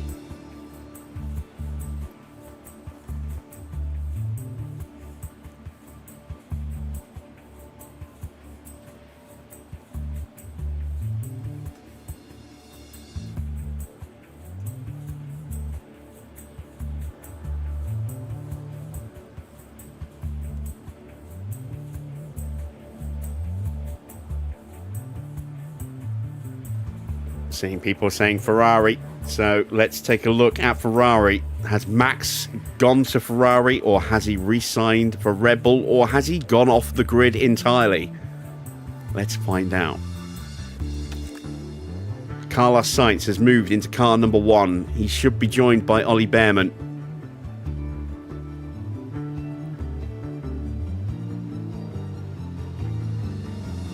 He is joined by Ollie Behrman. So, a new lineup for Ferrari. Behrman was someone I wanted to sign, so I can't sign him. I forgot that he'd gone to Ferrari until just before the reveal. So, Red Bull. Has Max re-signed, or had they signed Leclerc? Is Max off the grid? He is! Charles Leclerc has signed for Red Bull. Piastri will still be there. There is Oscar Piastri. Max does not have a contract. Oh, that is a very, very tempting prospect. Do I break the bank to sign Max from free agency? Max and Hamilton would be a hell of a lineup. I can't afford to sign Max and replace Hamilton because Hamilton's contract is so expensive. Maybe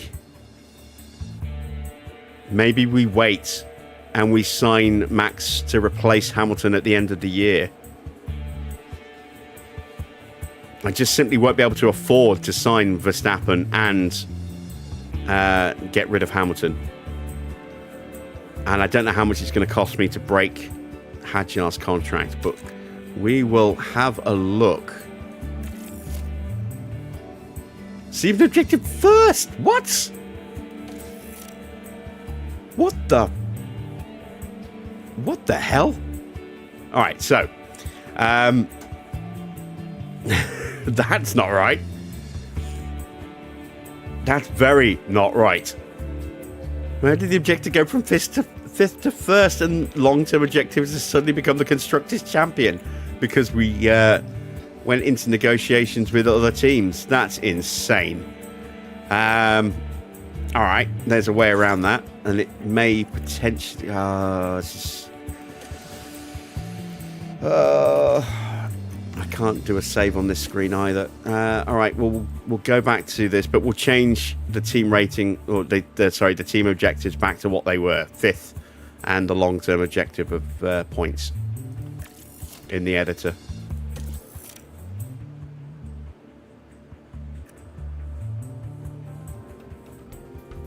So, welcome to the new season. There we go. It has stayed as 5th. That's good. Heart attack for a second then. It's got to be a bug. We need to add in money. We actually have a little bit of starting money left over, but there you see our 2028 balance, 12.5 mil, is missing. How much did we say? 7.5 million, effectively. So we're actually sitting on close to 9 million, which is quite nice. Let's take a look at the technical regs, see how we've done with research. Very little on the chassis, but we can improve that throughout the year. Did we cover off everything here? Not quite, and more than enough. Nice little gains there as well. On the rear wing, not quite, really not quite, definitely, and some little gains there. Side pods, very small gains. Underfloor, nowhere close, just about matched. Some gains there. We could have done with another underfloor project, really. And suspension, almost matched and comfortably beat. And then we also managed to improve airflow, drag reduction, and tyre wear as well. Very nice. So our prize money is 49 mil for the season. We'll get that in dribs and drabs throughout the year. Sporting regulation changes. It will be double points again at the end of the season. The point changes, point regs themselves will not change. We know we're going to get less hours in the wind tunnel and less MAU hours as well. So we're down to 80 hours in the wind tunnel, and we're down to 6 MAU hours from 6.6. Not great. No change to the engine regs either. Still 4 gearboxes, 2 ERS, and 3 powertrains for the year. We have to select Renault. That is the stand-in for Cadillac for us, because it's cheaper to produce your own engine than buy a customer engine. And then we'll have to change all that in tomorrow's live stream.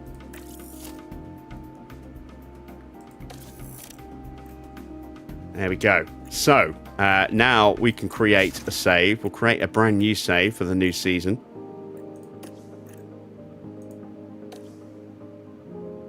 There we go. So we have our Cadillac Racing 2029 save. Before we go, because I will forget to do it tomorrow, we are going to add in what we've not been given from the sponsor money.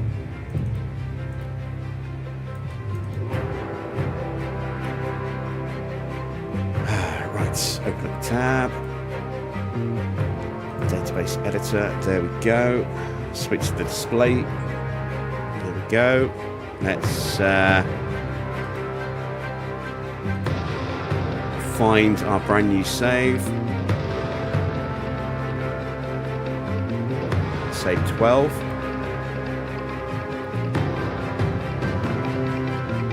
There we go. So there's a lot of things we need to do in here tomorrow. 1 second.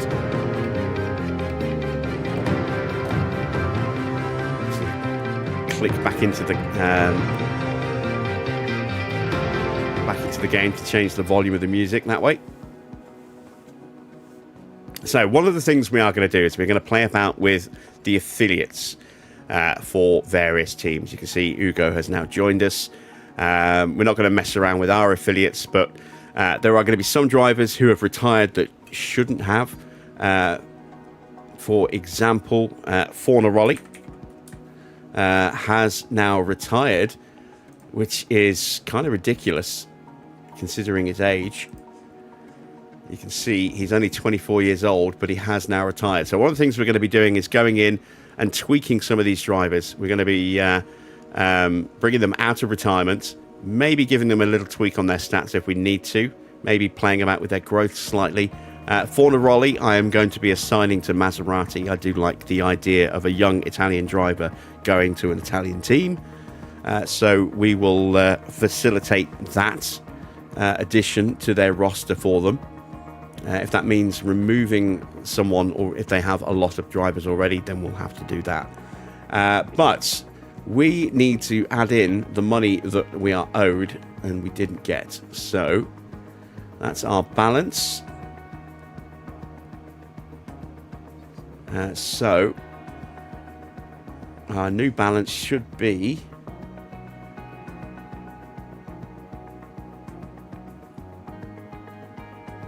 $87,101,176.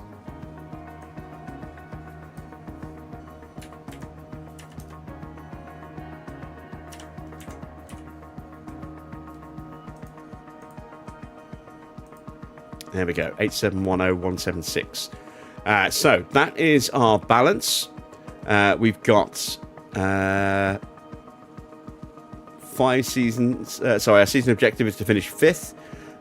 Long-term is points contender by 2032. That's unchanged. Board has 78 confidence in us. That's our fatigue level, 8.9%. That's not too bad. Our wing replace is really low.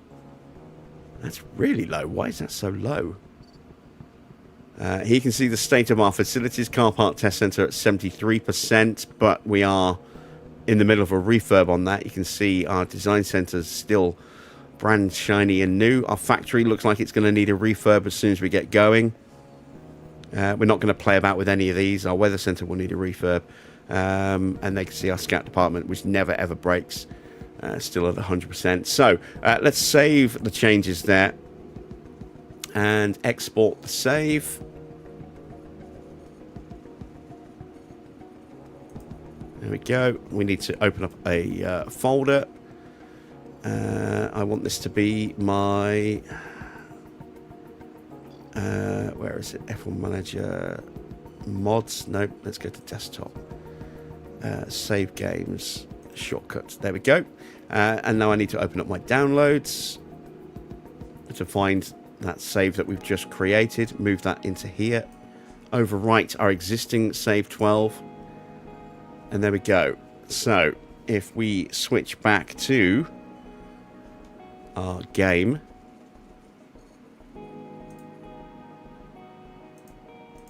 and if we load now, save 12, our balance should now be 8,710,176. There we go. So we have some money that we were owed, and that is it for tonight. So when we come back tomorrow at 8 p.m. usual time, we are going to be spending time playing about in the database editor. We're going to be going through, looking at driver lineups, looking at the retired drivers and unretiring those that should be unretired. You know, the young drivers that have retired just because the game has said that they've decided to move on to a different discipline. So we can keep a nice, healthy-looking driver market running in the background. We will make some tweaks to stats where we need to, but we'll try and avoid doing that. I don't like to mess around with the actual database stats too much. And we will go through driver numbers and make sure that the drivers have the right numbers as well. So we'll put Mick back onto his number 47, for example, rather than the 70 something that he's been running. 78, I think he's been running for the last couple of years, or at least this year. We will also make sure that Max has number 3, because that's his new number for the 2026 season onwards. Now that Ricciardo has given up that number, now that he's retired from the sport. And we'll actually have a look at the official driver roster and try and get the numbers from there into the actual into the database as well, so we can try and get the driver numbers as accurate as possible.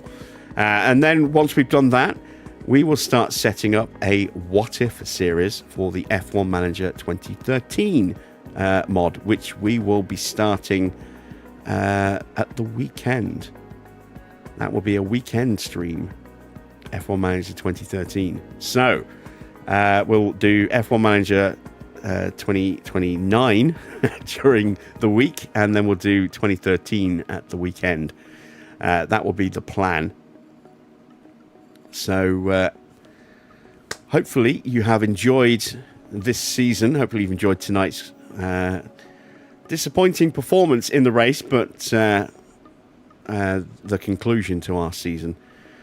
We start season 4 with renewed hope and confidence, and maybe a cheeky driver offer to Max Verstappen, who's out of contract. You never know. You never know. We will look at all of that tomorrow as we start prepping and building everything for the start of the new season. The new season itself will go live on Friday. So that will be the start of F1 Manager 2029, as it were, on Friday. We'll start at 7 p.m. on Friday, a little earlier, because it's going to be a long first episode as we go through all of pre-season and then into the opening race. We will also, tomorrow, while we're playing about in the editor, we'll be setting the calendar. We'll look at changing a couple of the races from this season's calendar to see what we want to take off and what we want to put on to replace it. We'll look at maybe throwing in some funky weather for certain circuits. We will have some fun. So that will be what we do tomorrow, and then we'll kickstart season 4 on Friday. If you have enjoyed tonight's stream, a thumbs up would be hugely appreciated. If you're not yet subscribed, then why not consider hitting that subscribe button as well? You can also hit that bell to be notified when I'm live on the channel. If you do appreciate the work I do and you want to add a little bit of financial support as well, then my PayPal is linked on my channel. Any donation is greatly appreciated, but please don't feel obliged to make a donation. Just if you want to buy me a coffee or buy me a beer or whatever, it will all be greatly appreciated. I will be back at the usual time of 8 p.m. tomorrow to go under the hood and show you getting everything in the database set up and the changing of the mods for next season as well. And then, as I say, Friday we'll start the season anew. So until then, that's it from me. Thanks for watching. I am Jim Bob, and I'll be back with some more F1 Manager very soon.